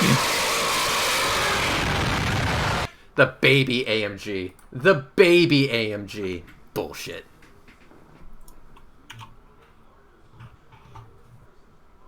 Helsoy, what is your opinion on the Alpina B5? Fuck, which one was that? Was that the new one, the one that May got? That's no idea actually. It's basically a 5 Series on steroids. Oh no, okay, yeah, none of that one. Not Alpine, Alpina. That's Yeah. basically what AMG is for Mercedes. Alpina is for BMW. It's before AMG became an in-house thing. Yeah, Yeah, I more don't Brabus, really I guess. have any particular opinion on them, other than the fact that they're quick. Well, it's universally accepted that they are better in every conceivable way than the M series because they tend to be more. They're better balanced between comfort and power. So they're an AMG, is what you're saying. Basically, yeah. But they don't like to slide. They're more stable and everything. Hey, that's a feature of an AMG.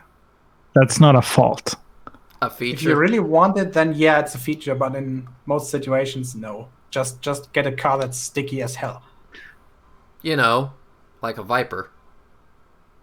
Well, maybe like the passenger side of a Viper. The No passengers. sticky. That's a sticky joke. I see what you did there. Also, obviously, Vipers get sticky when you splatter your brains everywhere because the things are pretty much Widowmakers. It is a car that is designed to kill you in every way, shape, and form. Yes, the Viper is like, you really want to try this? Okay, immediately kills you. You know, instead of a passenger airbag, you get a double T-shape steel beam in the height of your teeth. On track though, it's essentially the modern Ford GT. It just shows up at a track and then it just takes the track record. It did a 701 at the Nürburgring.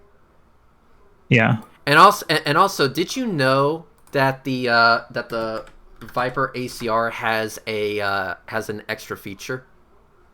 Let me guess. The way it turns into an airplane? Is that what you're talking about? Oh no, absolutely not. Do you, when you buy one, automatically get life insurance because you need it? No. Then go ahead. You guys are you guys for real? Maybe.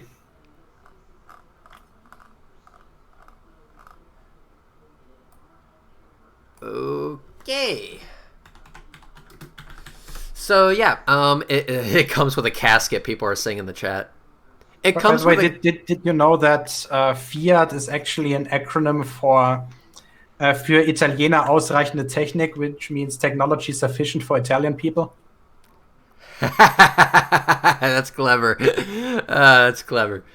And Seat stands for sicher eine Art Traktor, which means this is surely some sort of tractor. Well, do you know what Mopar stands for? Motor parts? Yes, we're simple like that. Yeah.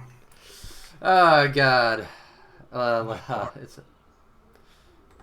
Just no. God, it's fucking great. No, but the reason, the extra feature that you get on a Dodge Viper ACR that apparently none of you bitches know. I'm surprised about that. Okay, do me a favor. Look at the live feed. Yep. And looking at the live feed. And here it goes. Can't see anything yet. You know, the input delay is worse than your gas pedal. Oh, for fuck's sake. Why did you have to show this? This is just a giant spoiler. You also get a bed with it. You can take your Viper and, sleep under the stars. It's great. I fucking love it. It's a great feature.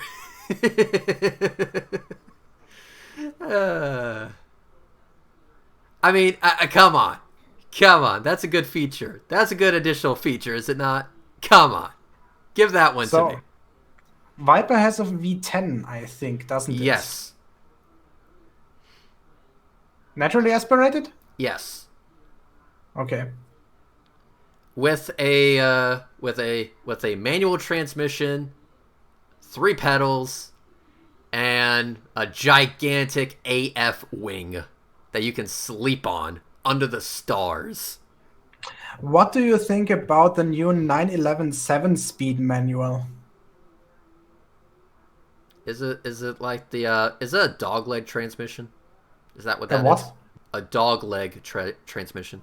A dogleg just means the first and second gear are in different positions, or the transmission is kind of like tilted upside down almost. It's just an absolute standard gearbox, only with 7 speeds. There's nothing particularly strange about the shift pattern. Oh, okay. But I'm heading to bed, so. Oh, you fucking pansy. Is it because you're losing? Oh no, wait! I forgot. You're exhausted for having to push your Benz to the dealership. Hey, I don't need to push it. It's fully charged. But before you go, I just want people to look at this real quick. This is the side profile of the Dodge Viper ACR. Yes, those are fucking holes in the fenders. Look, see how that thing is so back heavy as well? Just looks like shit. 1,200 pounds of downforce at full tilt. No shit's gonna be back heavy. Yeah, but why would no? 701, they're doing something right. They put fucking holes in the fenders to get that time. Fucking holes, man. I see the point. I see why somebody would try this. I just don't think it looks good. That's all. No, it doesn't look good, but it's fast. Oh, goddamn, you guys are just such fucking haters. By the way, also your opinion on the ID3. Because apparently Rex is thinking about buying one. I said no such thing. I've said it before, and you disagree. As I said, I'd probably take the Honda E over it. Well, different classes of cars. Wait a minute. The cutesy looking Honda? Yes. And people say I'm suffering from small penis syndrome. Okay, so let me go ahead and it's already established that I basically don't have a penis. So I don't really need to. Well, I see your point why you would consider the Honda E. I mean, it's just it's honest about itself. It tells you front on what it is. That it's a city car, which kind of has a little bit of more grunt than you might expect. This is the Honda E, ladies and gentlemen, boys and girls, brothers and sisters. This is what the Honda E looks like. It is amazing. It is an amazing little city cruiser. That's amazing? Yes. Oh god. Oh god. What's the power rating on the rear wheels? Like 150 or something? Yeah, something like that. Yeah. See, that's one of the things that makes it actually fun. It's rear wheel drive. It looks like a car that's like tripped up on so much LSD that's just staring at you wide-eyed. Kind of reminds me from the looks of it to my old Mark V Fiesta that I crashed. It's a car that's surprised about itself. It's surprised about its own existence. Tau City is right. It looks like Wally. It looks like Wally. It looks more like Eevee than it is Wally, but I mean, sure. I think that's what they meant. They have an interior shot. Okay, I can dig the multiple screens. I can dig that. I can dig the screens. I can dig this. Oh wait, no, never mind. It's protruding out of the dashboard again. God damn it! Or is that part of the? I can't even tell. I'm still super skeptical about the rear view outside mirror cameras. Wait, what? No, I'm an absolute fucking fan of those. It just has two screens on no. It doesn't have mirrors. It has the fucking rear view camera. Oh, that's terrible. No, fuck. No, I'm an absolute fan of those. That's not, no. That shit's gonna break. You know that shit's gonna break. Yeah, that's just unnecessary over engineering.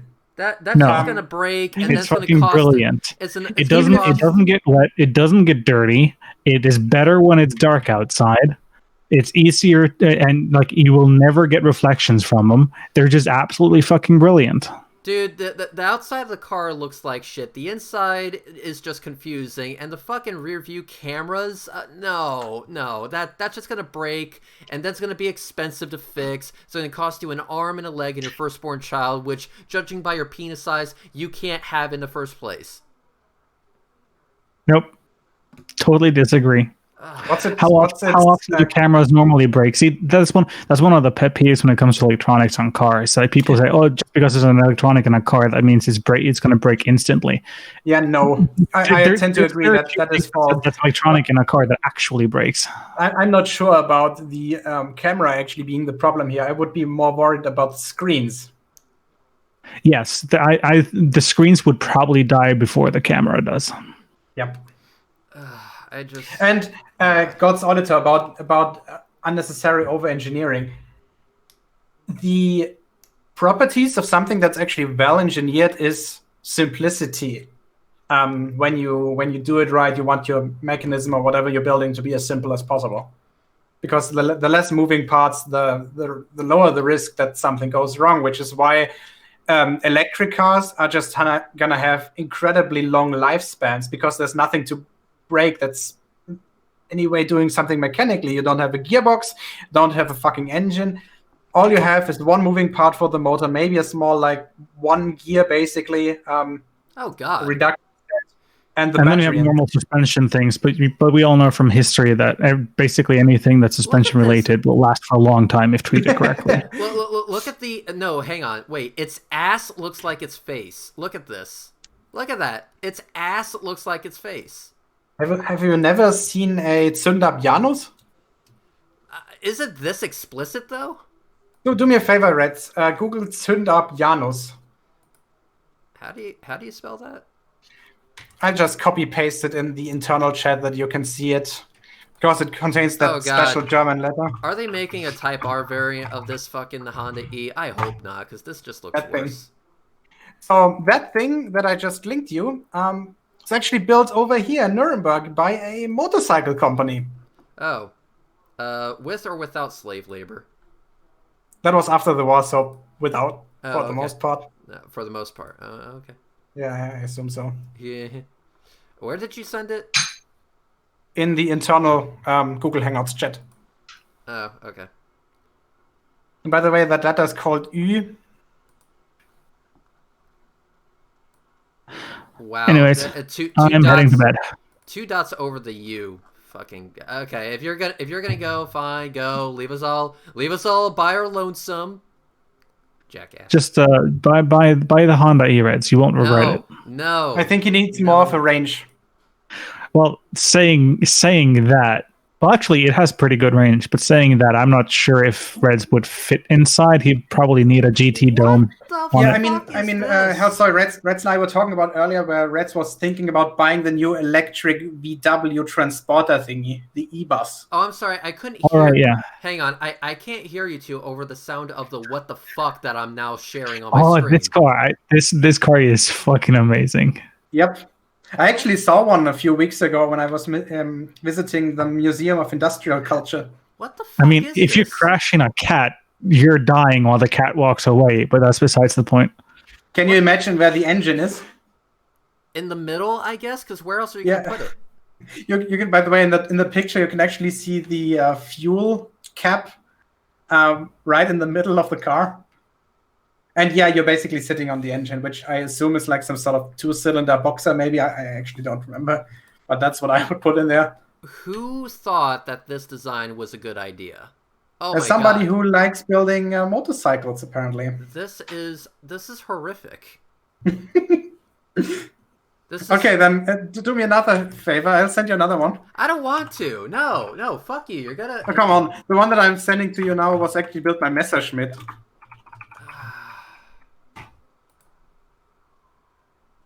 God damn it! That looked horrible. Oh, Tommy, I would kill to drive an Isetta once. Oh, God. My parents actually had a Fiesta Mark II and a Golf Mark II at that time, I think. I'm sorry, but what the fuck is this? No, it's not a BF 109. No, okay. So I'll leave you with this one last thing, Reds. This thing is actually cool. It's a K car. Oh, a K car. But it's supercharged and turbocharged. Oh, so isn't that one of the really rare K cars which actually has 4 cylinders? Because most of them, I think, are 3-cylinder vehicles. I don't remember if it was 4-cylinder or 3-cylinder, but it's dual charged or supercharged or super turbocharged, whatever. It's called twin charged. Yeah, what he said. By the way, that thing I think is a 3-wheeler.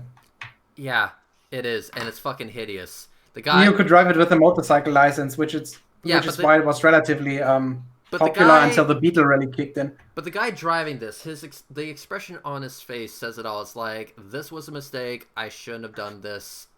I have learned my lesson. I could have bought a better car if I had pulled out. Ooh, ouch. Okay, so let's go ahead and see what Halsoy has sent me. Let's see what this shit's all about. Okay, so it is it's this thing. This looks like a Suzuki. Actually, it looks like a Mark I Fiesta. The fuck is this? That is a Nissan March. Oh, it's a Nissan.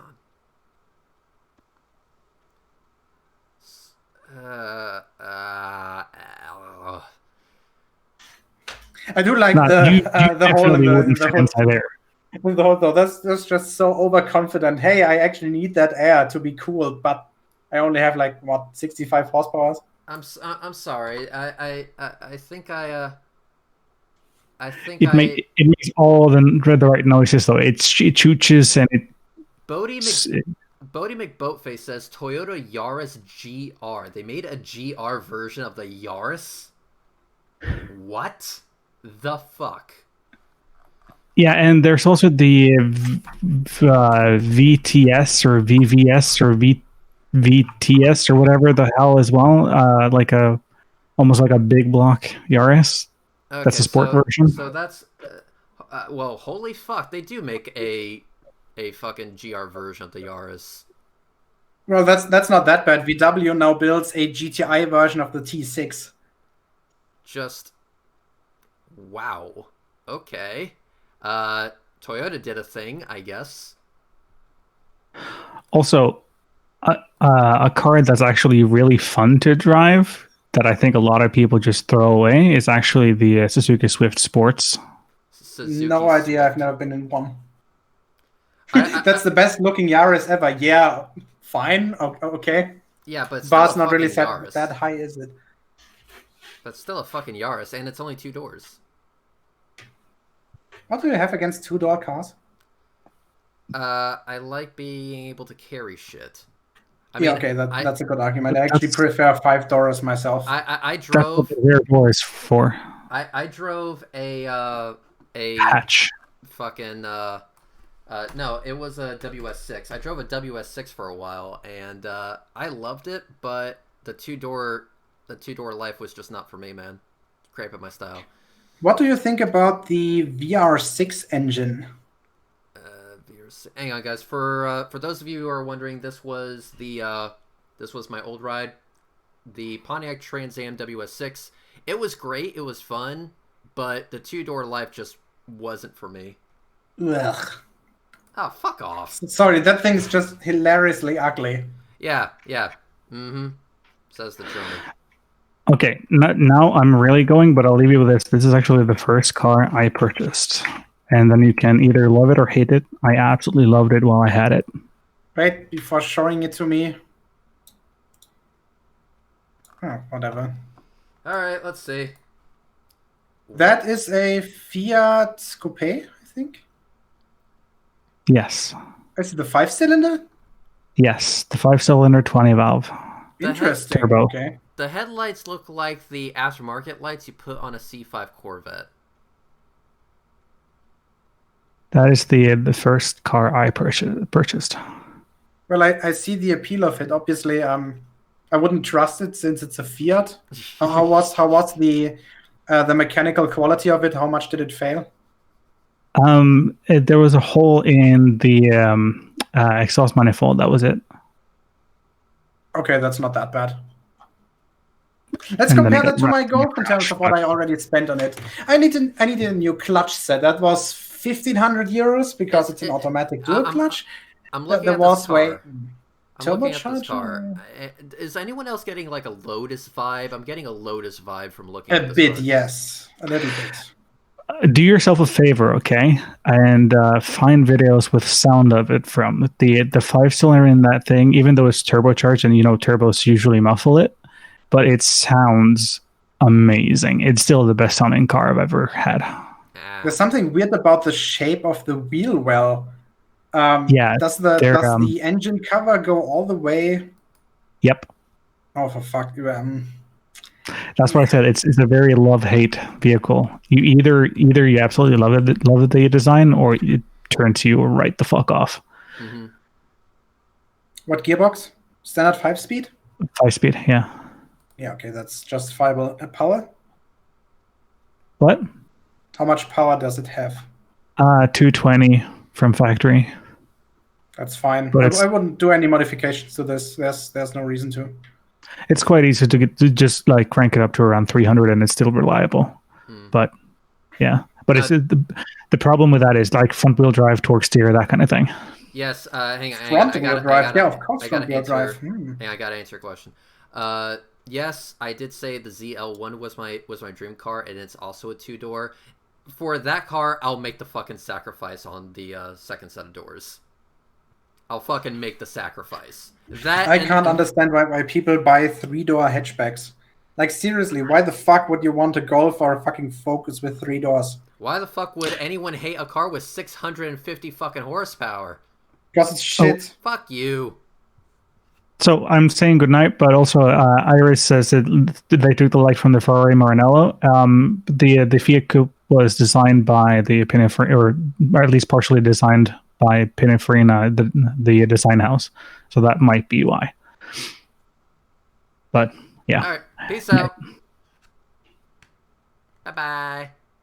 Did you just kick him? No, he just left on his own. Are you sure that was rather quick?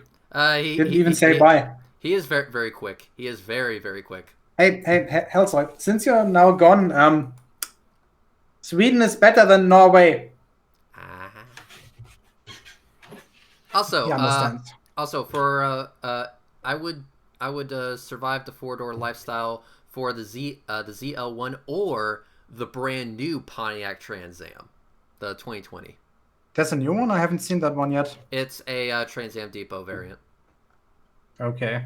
I'll show you an image. So here we go. Let's open this image. Keep okay, and here is the Trans Am Depot variant of the Pontiac Trans Am. And I know people will say, well, it's not a real Trans Am because it isn't made by Pontiac. Motherfuckers, Ew. Burt Reynolds signed off on it. And when Burt Reynolds says it's a Trans Am, it's a fucking Trans Am. Well, and Burt Reynolds is dead now. Burt Reynolds signed off on it before he died, though. Can you guess why he died? It was because of this. He died doing what he loved, and that was having a good fucking time. Yeah, but not in this car, obviously. It has T-tops. It's like, for fuck's sake. So let's go back to the main topic here. What do you think about the VR6? Oh, for fuck's sake, what's happening now?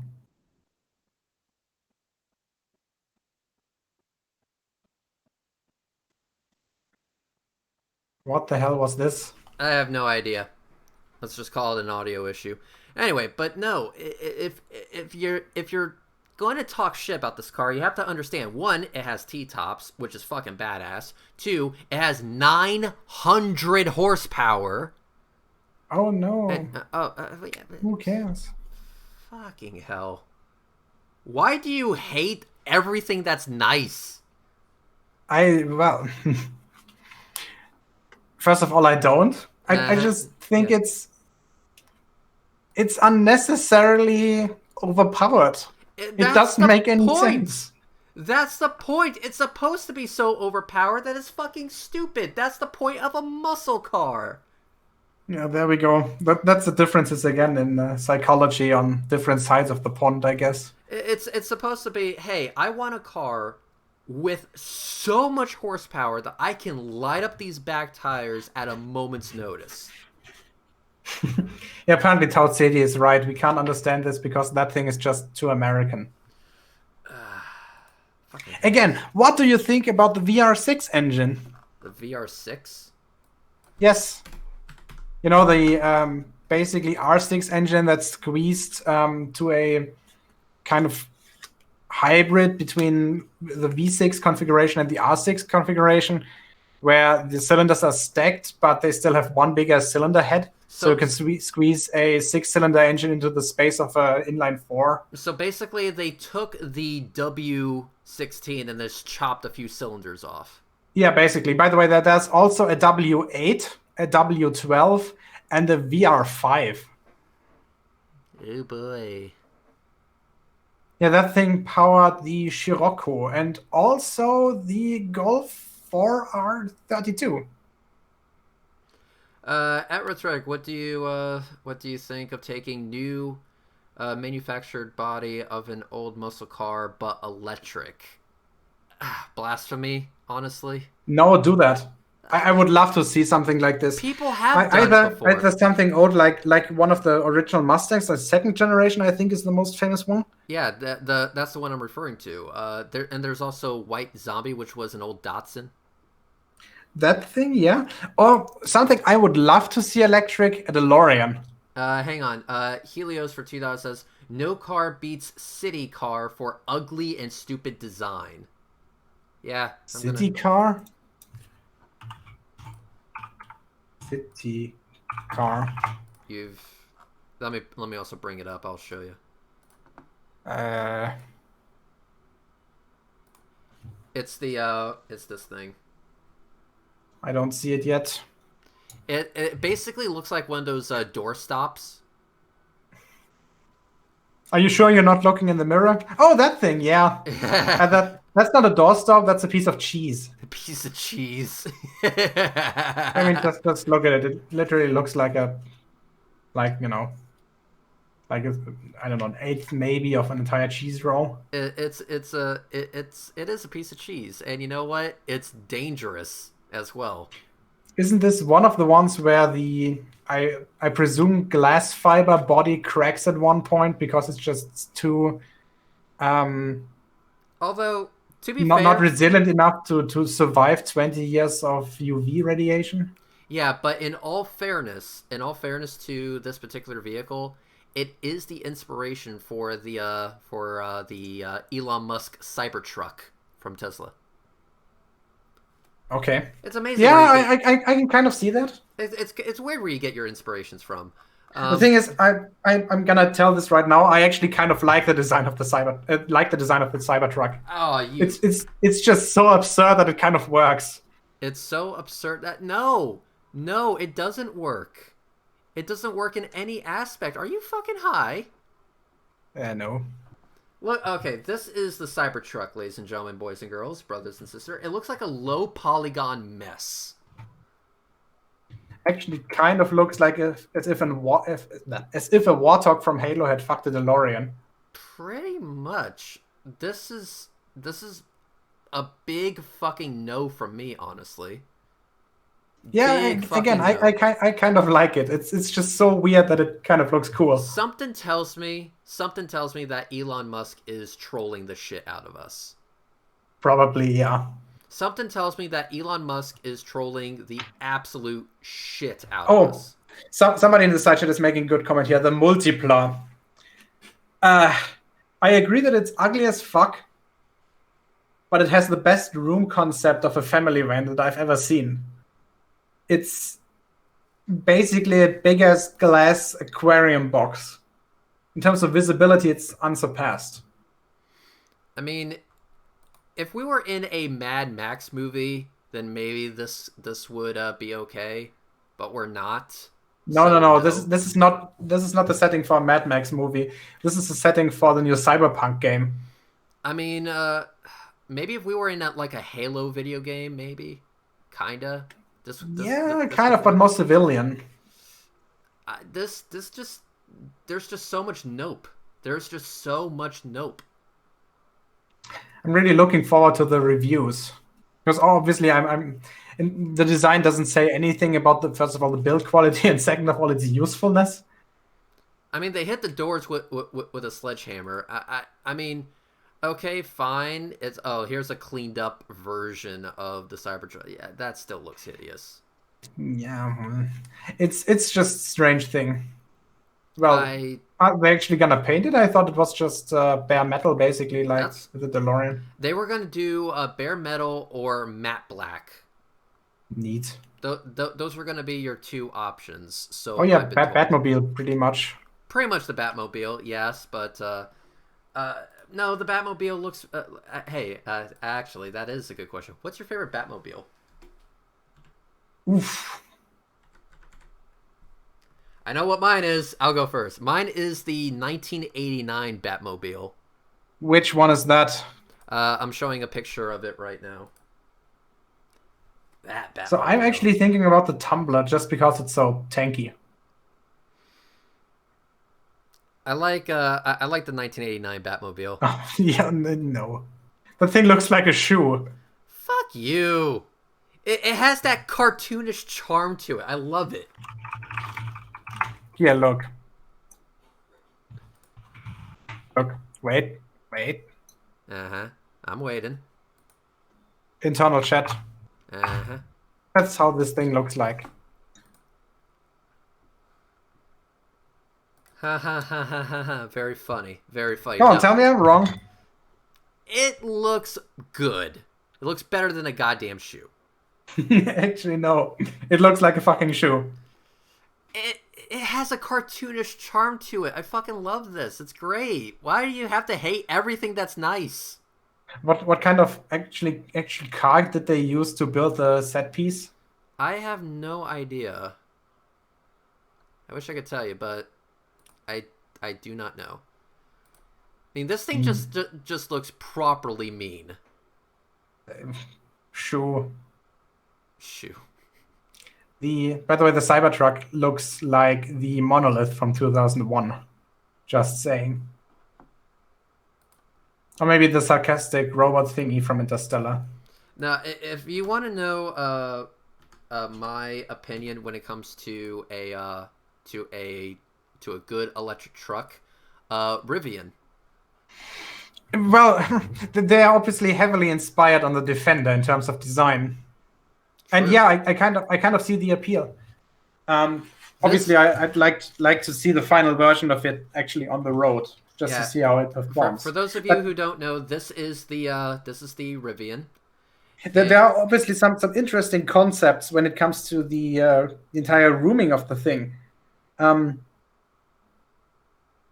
But yeah, again, it needs to be on the road first. For example, that trunk thingy behind, not like the truck bed, but there's this door opening behind the rear doors where you can push things through it from side to side. Yes, that's called the pass-through compartment.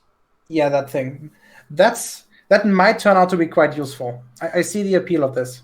Yes, but obviously it needs to be, for the lack of a better term, ambidextrous, that you can open it on both sides.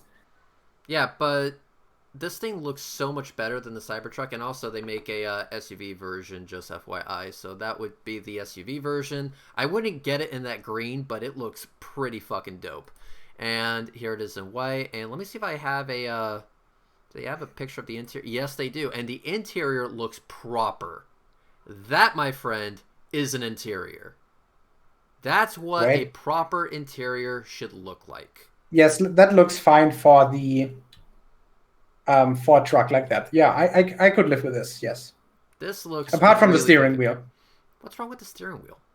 The logo just looks too much Renault-y, I think. It's a fucking steering wheel. Get over yourself. No, not the steering wheel itself, but the logo. Oh, here is a very now very high resolution picture of the pass-through right here. Yes, exactly. That is probably a good idea. So because this is an electric platform, I guess you have a little bit more freedom to allow this shit to happen. So yeah, this is the pass-through compartment of the Rivian, and also this can be used as a seat or a table or something like that. It can support a significant amount of weight, so we've been told. And actually, here they are using it for a fucking grill. It has a grill attachment. The thing is how that compartment actually shortens the size of the truck bed. Because I imagine without it, the truck bed would actually be longer a few centimeters. The question is just what makes more sense.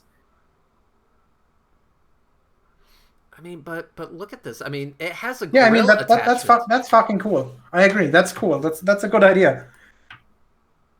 It's got a place for your doggo. It's got a place for your fucking doggo. See, doggo. Okay. So I'm not really a fan of dogs. you're not Not a afraid cat person. you're not a fan of doggos? No, I'm a cat person. Get the fuck out. No. Piece of shit. Reminds me to get a new one. Well, cat, not car. Doggo is man's best friend. Maybe. Can't believe you don't like doggos, man. You're just shitting on everything today. Well, no. Let's rephrase it. I don't not like them. I just prefer cats over them.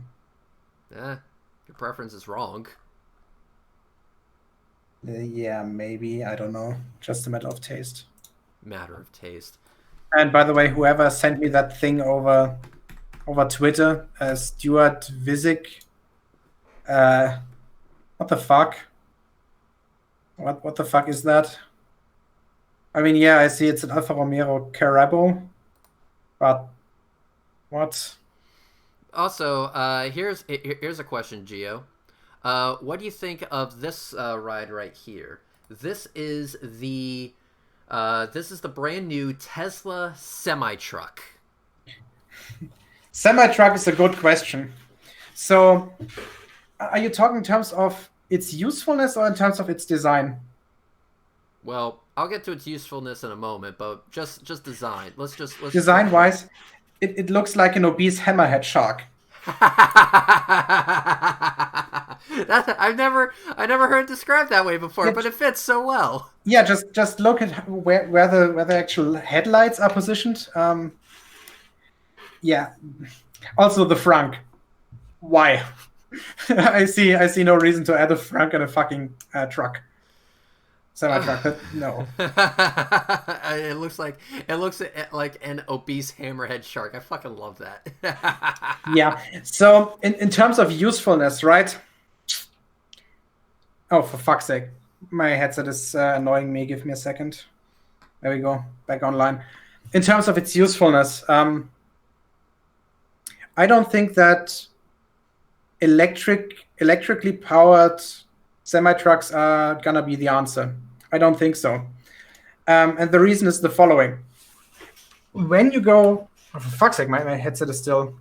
I actually can't hear you at the moment. Give me a second. Can't hear anything.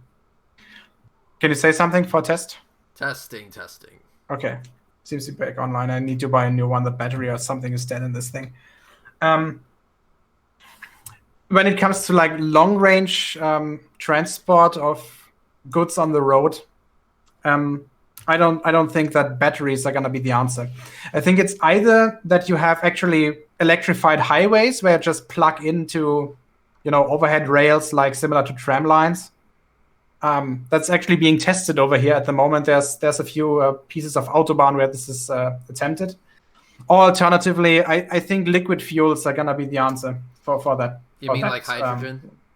Not necessarily hydrogen. I think it's more likely to be either a liquefied biogas or something like butanol, which is something that I'm actually working on as my PhD thesis.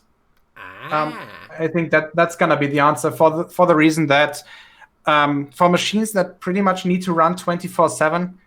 Batteries are inconvenient. They will be fine, and I think they will be the answer for personalized travel. For cars, yes.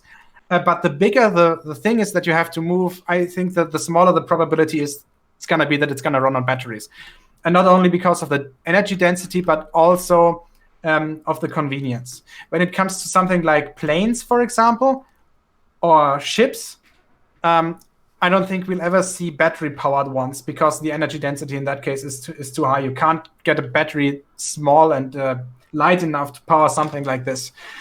So again, for cars and for 80% of the traffic on the ground, yes, electric. But for trucks, I'm not sure. Probably not. Okay, well let's talk about something that I think would make would make AT2 Productions very happy. Motorcycles. Electric motorcycles. What's your opinion on electric bikes? Yes. So bikes are, for the lack of a better term, for 90% of the people that drive them, at least in the first world, just fun vehicles. They are supposed to be overpowered. They are supposed to be fast. They're comparatively rarely driven, which is why loading times won't matter that much. And if you actually take a look at the actual, the electric bikes that are already on the market, they are getting quite compelling, actually. So yeah, for electric bikes, I do see a future. Yes. Yeah, there's a company called Zero. Yes, and, seen that one. They have the Zero SR, and apparently it's like faster than a Hayabusa or some shit like that, acceleration wise, not top speed wise. Yeah, I mean, again, instant torque. There's no way to repeat this with an internal combustion engine. Yeah. Just not physically possible. Oh, I was also told for $10 to check out the Copo Camaro Electric 700 horsepower. And, well, goddamn! Look at that! So apparently, they took a Camaro, they gave it an electric powertrain, and this shit's popping wheelies at the drag strip. Look at that! I'm impressed. I like this. I fucking like this a lot, actually. Yeah, again, I'm not a friend of the design of muscle cars in general, but I mean the drivetrain seems to be fine. Well, we know that because you're just a fucking hater, and you know that's okay. Be a fucking hater if you want, but goddamn, this thing looks pretty bitchin'. There's a hood up with its electric car components, under the hood. I fucking love that. It's great. For ugly German truth and side chat, yeah, I agree. 150 kilometers for most bikers is sufficient. So one more generation of batteries in like 5-6 years, and I think that electric motorcycles are gonna get a very stiff competition. I mean, the only reason basically to actually want to prefer an internal combustion engine is just the sound and the feel of it, which I can see. Again, it's a fun vehicle. I can see the point of that, but just mechanically, in terms of reliability, cost of ownership, probably downtime, electric ones are gonna be better, or are already better. In my opinion. This electric Camaro has a parachute and a wheelie bar, so shit's fucking serious, bro. I mean, again, totally useless, but why the fuck not? Oh, by the way, what do you think about the IDR? You know, the thing that kicked the absolute shit out of its competition on Pikes Peak? Yeah. Speaking of totally useless vehicles, let's go ahead and talk about the IDR. Okay, let's bitch, moan, and complain about cars being totally fucking useless, and let's go ahead and compare it to the IDR, a car that is so useless, even as a race car, because it doesn't fall into any fucking category. By the way, Barry, regarding the charging time of electric vehicles, quick charging on most of them is already way above 100 kilowatts, which means that if you have your standard 50 kilowatt size or so battery, you will be on the quick charger for maybe half an hour, and you will have 50 kilowatts, let's say. This is 300 kilometers maybe of range. So that's already fine. This right here that I'm sharing is the Volkswagen IDR. Yep, ugly as fuck. But that's not the point of it. Wait, I'm actually disagreeing with you. That's not ugly. That looks fucking sick as shit. I mean, it looks like a modernized version of one of those Le Mans prototypes. Yeah, it's an LMP1 chassis, is it not? Actually, no, I don't think so. It's not LMP1? No, I think it's completely custom. Oh, okay. They basically built this thing as a test bed for the upcoming ID technologies and obviously to brag. Yeah, it's they had a race with one. Actually, let me go ahead and play this. So, Geo, do me a favor and shut the fuck up, and let's go ahead and watch this together. I didn't say anything. Official run, in as much as the clock is running, it's properly timed. 41.18, his best of the weekend. What can you do, Jack? Through the first corner. This all-electric Volkswagen IDR kicks up the turn on the inside of the second turn, now onto the park straight and up towards Moulcom. Every time I say it, you look out the window and he's arriving so fast, and by the time he's looked out to see where he is, he's 3 seconds up. That's the first intermediate. He's going to go fastest. The question is, can he go quicker than yesterday? Can this car get into the 40s? That was his aim after yesterday. I think the answer is going to be yes. He's taken even more time out of Jeremy Smith's top time. 36, 37 on the clock. He's up to the timing line. Is he going to get it below 40? Yes, he is! A 39.90. The fastest ever time up the good. So, yeah. Pretty fucking fast. Yep. I mean, obviously the sound of it is an acquired taste. I actually kind of like it. It sounds like an alien spacecraft. It's yeah, basically yes. Reds, look up Grab Racing Smart Car. Oh god. Okay, let's see. But yeah, again, by how much did it kill the competition at Pikes Peak? Let me check. I think it fucking eviscerated it. I think 1 minute or something. Let's see. Where is it?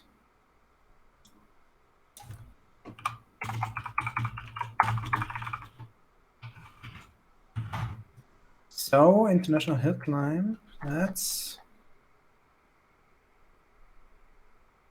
Yeah, in 7:57, so... Where's the record progression? Yeah, there it is. So it's still the fastest. Its record time was 7 minutes 57 seconds, and the predecessor to it was in 2013 a Peugeot 208 T16 in 8 minutes 13. So it was faster by about 15-16 seconds. Holy shit. Yeah, that's just obviously internal combustion engines have a biggest disadvantage when you drive up a fucking mountain, because at some point the engine is gonna basically oxygen? starve. Yeah. Oxygen is fucking needed? Yeah. You'll need biggest turbochargers and superchargers and everything just to keep the thing running. Which obviously you don't have that advantage when you run on an electric car. Yeah. And also, for those of you wondering, there's the racing smart car. But, yeah. I mean, couldn't you do what Jeremy Clarkson did and just bring a tank of oxygen with you? That thing is just... So that smart car thing... Okay, I guess... Oh, can you go back to the Google to the Google site that you were showing? There was this picture of the smart car wedged underneath a truck. A smart car wedged underneath a truck? Yeah, go back to the Google site. Oh, I see. Actually, okay. Yeah. Yeah, there it is. Yeah, when it comes to crumple zone, these things just, don't have one. Your knees are the crumple zone. Basically. The only crumple zone is your face. I mean, there's this Chinese knockoff of a smart car whose name I always forget. It's something like City Designer something. I don't remember. At least that thing has the very small 2-cylinder engine block in the front to protect you. So that's at least something. But that thing, no, you're just dead. Full stop. Or even more before. And someone that said, what do you think about the Nissan GTR?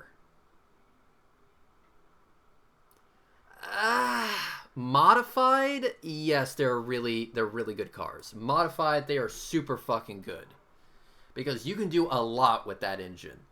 Oh, Jared is here. Yeah. Hey, Jared. Hello. Got decent timing. So, Jared, your opinion on electric bicycles? Well, wait. Okay, motorcycles. Okay. Not my preferred, but I'll deal with it if I have to, as long as I can still have a combustion engine for a toy every now and then. You just, you just like rolling through gears. mechanically, do you think that they will outcompete internal combustion bikes on the fact that they're just easier to run and maintain? And obviously, they have much better performance for the same, weight and size and everything. They got them on performance, but they don't have them on endurance yet. Once the battery technology gets the endurance up, then electric, hands down. I tend to agree. What do you think is the threshold for this? Like, how much Solid-state range does the batteries. biker Solid-state really need? batteries. Well, you need to be able to get 200 to 300 miles from a single charge and not be stuck for 8 hours. Yep, solid-state batteries.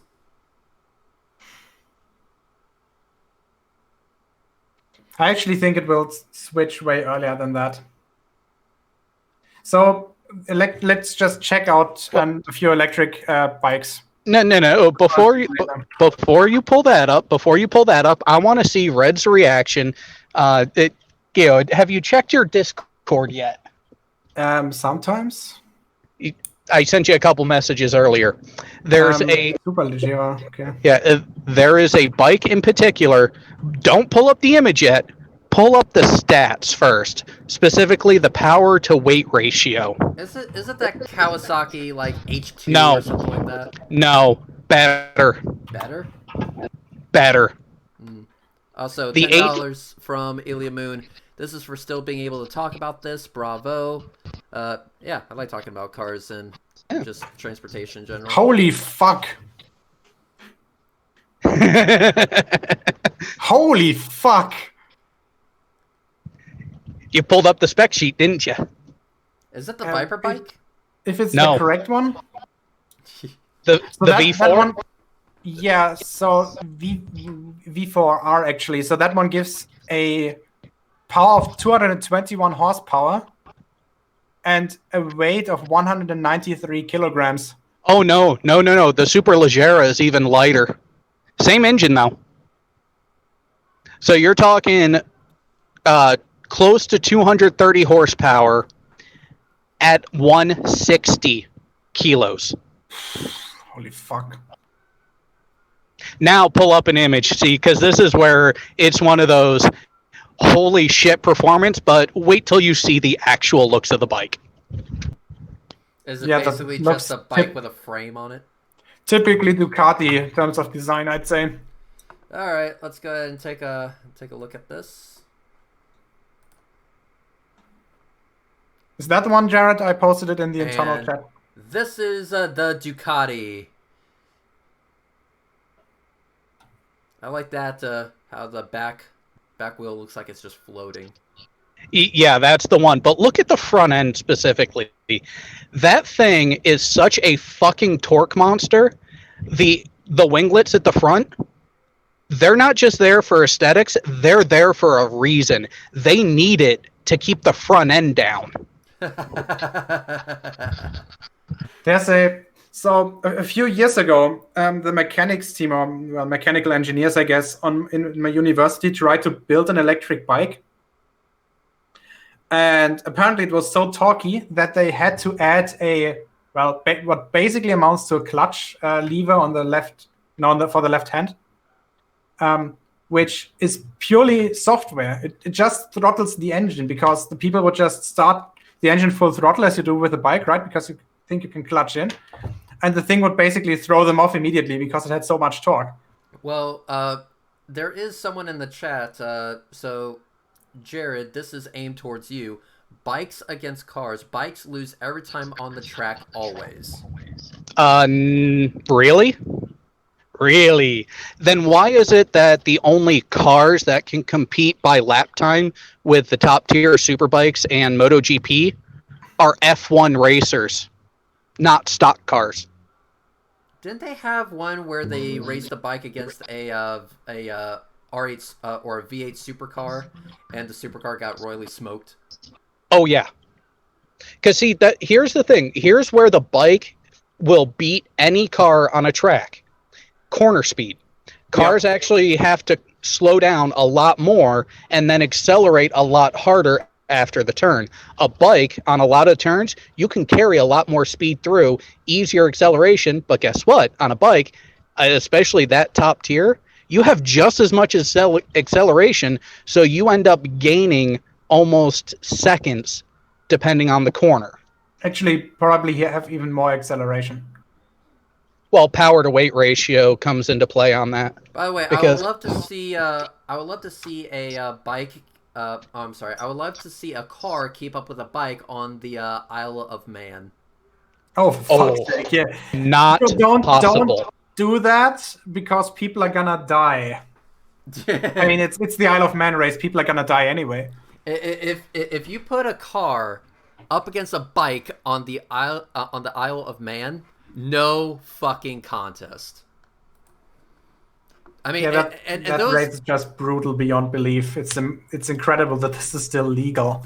I mean, and these fuckers are like, I mean, they don't give a fuck. They fucking haul ass. Hang on, let me show just a brief example, guys. So do me a favor, shut the fuck up. Let's listen.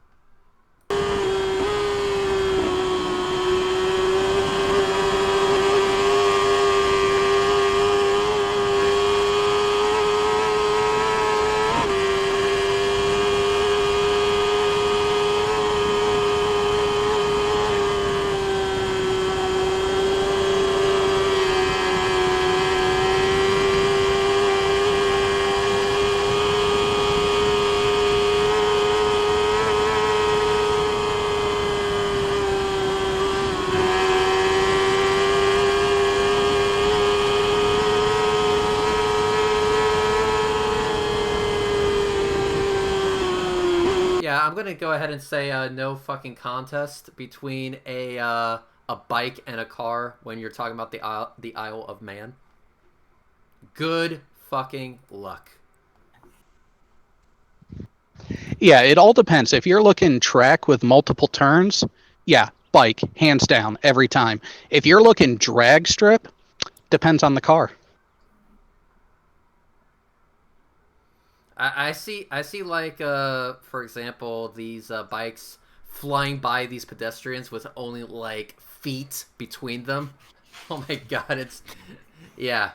Have you ever seen the record attempt for land speed in a commercial train made in 2007 or so by a French TGV with like 574 kilometers per hour? Damn. That video of that attempt is absolutely incredible. Let's see if I can find it.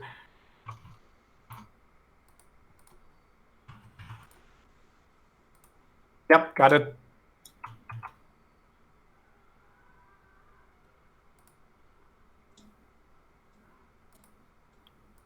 Let me just find the right timestamp.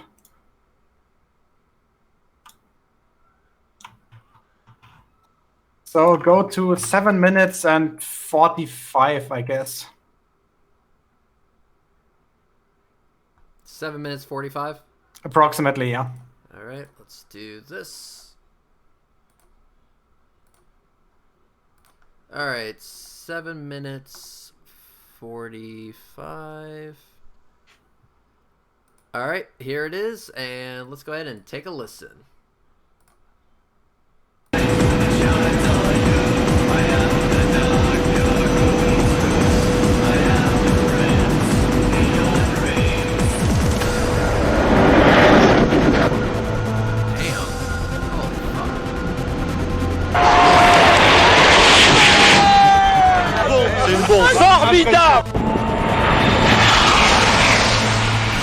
Yeah, kudos to the French, I guess. 570 kilometers an hour.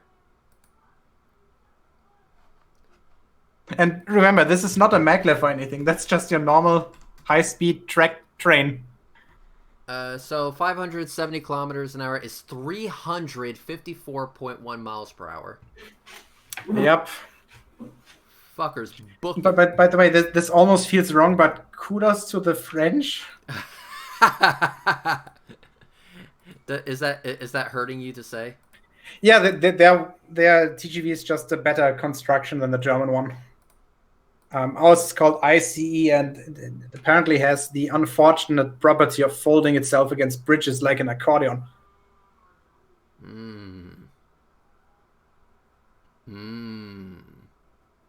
Yeah, I know I'm derailing like it's 1998. Oh, that was just ouch. Yeah, that's probably what the 100 dead people said as well.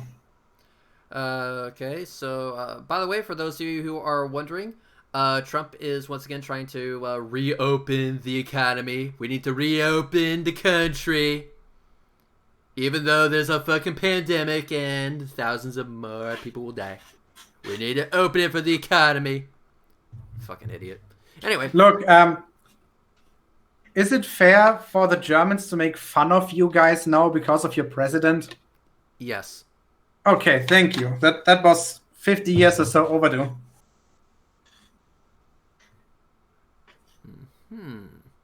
Hey, Reds. Uh-huh. Why is the US bad at playing chess? Because we already lost both towers? Yes.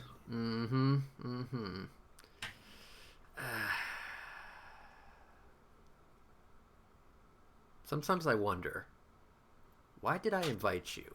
And then I remember, because I'm bored. Yeah, we're starting to get cabin fever by this entire quarantine thing, aren't we? Yeah, no shit. It's been pretty bad, but hopefully the people in the live chat have been entertained. Are you not entertained? Probably not. They probably don't give a For the fuck. people in the side chat, if you want to fight cabin fever, take a look at the movies The Shining and The Thing. You want to know what videos that I've just been binging? If people want something to binge, but they don't want to go to like Netflix or anything like that, if you want to stay on YouTube and you just want to binge something. Donkey porn? Well, I said stay on YouTube, dude. Depends on what type of porn you're into. Is there donkey porn on YouTube? I don't know. Do you? No. I've never looked. Now I'm curious. I mean,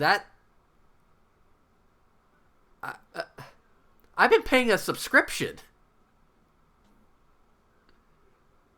I could get it for free? I got something for you. Oh god. Wait.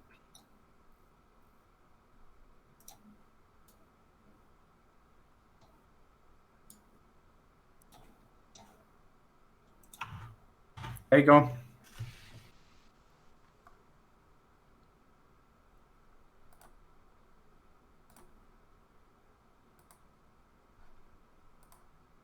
Oh god. We can't show that. Not in front of the children. Okay. Okay, so anyway, I just posted the link to it in the side chat in the external one. Yeah, but anyway. But the videos that I've just been binging have been from a YouTuber by name of Pecos Hank. The Tornado Hunter. Yeah, the Tornado Hunter. Yes, I know him. His videos are fucking awesome. I've just been binging his videos. So this is his YouTube channel. And if you guys need something to binge, that guy's YouTube channel is fucking worth it. It's when it comes to Storm Chaser videos, there are always two channels that I recommend. One is Pecos Hank. He's more of the poet of the two channels, if you know what I mean, in terms of photography and talking about the thing. The most scientific person I would recommend is Skip Talbot. Have you seen the video of a Tiv inside of a tornado? Yes, I have. Ain't that fucking brutal? Well, I think the record speed that was indicated by radar measurements for a tornado was like 302 miles per hour, which is like 500 something kilometers per hour, which is absolutely fucking insane. I mean, just think about it. That's half the speed of sound. For those of you who don't know, the TIV is the Tornado Intercept Vehicle. and it's essentially a stripped down and rebuilt Dodge Ram that has been made to look like a tank. The thing is, tanks are actually not EF5 proof. There were multiple records of very strong tornadoes actually flipping over locomotives, and not only derailing them, but like throwing them a few hundred meters through the air. I mean, think about it, what a locomotive is. It's basically just one giant chunk of steel. Well, I'm not going to show you guys the whole video, but this is from the inside of a tornado, from the inside of the TIV, the Tornado Intercept Vehicle. What I'm going to do is I'm going to move forward frame by frame, and I want you to watch as something sparks off the window. Oh, yeah, you mean the dirt piece that hit the windshield? I mean, it's like just frame by frame. Let's keep going. Right there. Something flies across the window and just something sparks. Oh, right there. God, it's at 243. So let me back up to 242. And you do realize you can go frame by frame with the full stop button. That's what I'm doing. No, with dot and comma. I am using dot. Dot means full stop. Fuckface. Okay, whatever.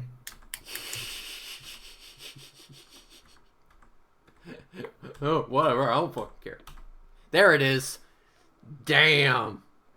Sparking shit off the window from inside of a tornado.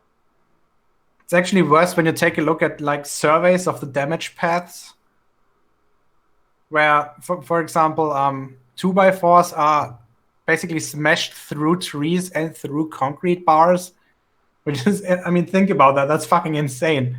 Mm-hmm. Yeah.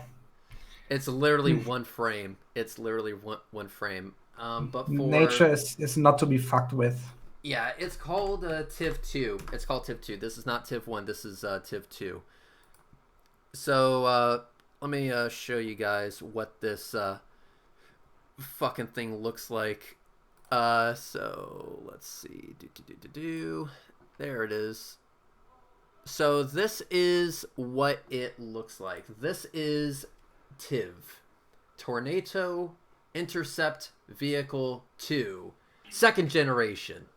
As you can see, it's a fucking tank.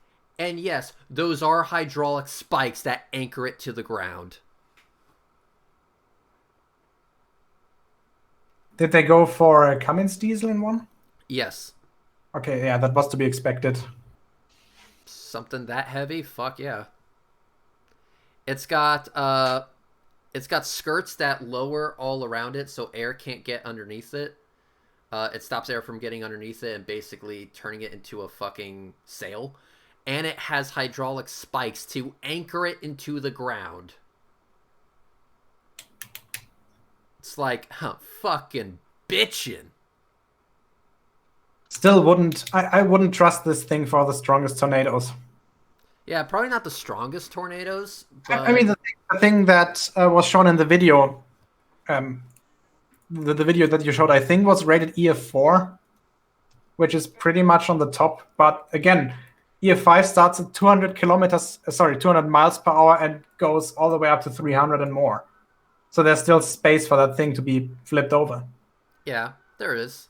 I mean, I wouldn't trust it in the strongest tornadoes. You're absolutely right, but holy fuck is this thing brutal. Like I said, it has hydraulic skirts all around it to stop air from getting underneath it. It has hydraulic spikes to anchor itself to the ground. And that armor, holy fuck. At Bodie McBoldface, no, that's not a gun turret. They had an IMAX cinematographer or cameraman, I guess, in there who used this turret cupola thing to put his camera. Yes. So, and for those of you who are wondering, this was, it's a shitty image, but this was a TIV 1, which was not the best, in my opinion. It was basically a modified Ford F350, if I remember correctly. Didn't they test TIF 2 at the Mythbusters by putting it Yes. in the back of an aircraft engine? I think. Yeah, this one is a hell of a lot better and stronger and just more well put together. And yes, they did put this behind a jet on Mythbusters to see how much wind it could tolerate. It did pretty well. Oh, and this is the interior. Fucking luxury, huh? God I damn. don't see it yet. Oh yeah, that's fucking cool though. It's a tank. I mean, when it comes to doing science, you can't get more badass than this. I mean, yeah, it's all about that. It's all about that science. Oh god, it's fucking great. I love this fucking vehicle. But yeah, anyway, back on point. If you guys would like to binge like good videos, Pecos Hank, fucking great channel to binge. I actually had a comment section discussion with Skip Talbot a while ago, considering the death of Tim Samaras. If you don't know who that was basically a storm chaser scientist, one of the more known ones, who died in 2013 in El Reno, Oklahoma. Mm-hmm. And apparently, it looks like there's a common misconception in the community that bigger tornadoes tend to move in more straight lines. And apparently, I was the first one to notice that Samaras talked about that in an interview before he was killed by a big ass EF3, I think, that did not behave in the way that he might have thought it would. So just putting that out there, that there's still some misconceptions out there that should not be taken for granted. I agree. That behavior of those things is less bound to rules than people might think. They just move all over the place. Well, anyway, guys, the point of this hangout was to waste time because, quarantine and shit like that. And hopefully we accomplished that goal. And but we should maybe do another one. Yeah, we'll do another one of these. But anyway, guys, when this hangout goes off air, you will still be able to watch it if you have the link. I'll leave it as unlisted, so you can watch it. Just copy and save the link, share it around. So you say, "Oh, I heard Reds had a fucking hangout. Where can I watch it? Here's the link," and blah blah blah blah. So anyway, make sure you save the link if you want to watch this again. But this hangout was just to waste time because, quarantine, we're bored and we want to, shoot the shit every now and then. So why not have a hangout while we're just shooting the shit? So I do want to say... Reds, Reds, I could have actually spent the time reading papers and books that I need for my PhD thesis, but this was fun. Yeah, it's great. Just saying. So with that, we will have we'll have more of these where we just shoot the shit and basically not talk about anything, of that much importance. I mean, we're just shooting the shit about cars. Nothing really important about that. But like I said, the point of this hangout, just to shoot the shit, waste time, and that's exactly what we did. So thank you very much for watching. If you have been watching this entire time, what the fuck is wrong with you? If you want to see it again, save the link. It will be unlisted on this channel, but it will be available to watch so long as you have the link. So save it if you want it. And Geo, say what you gotta say and get the fuck out. Muscle cars are stupid. Okay. So yeah. 82 looks like has already left. So with that, thank you very much for watching, guys, and have a good one.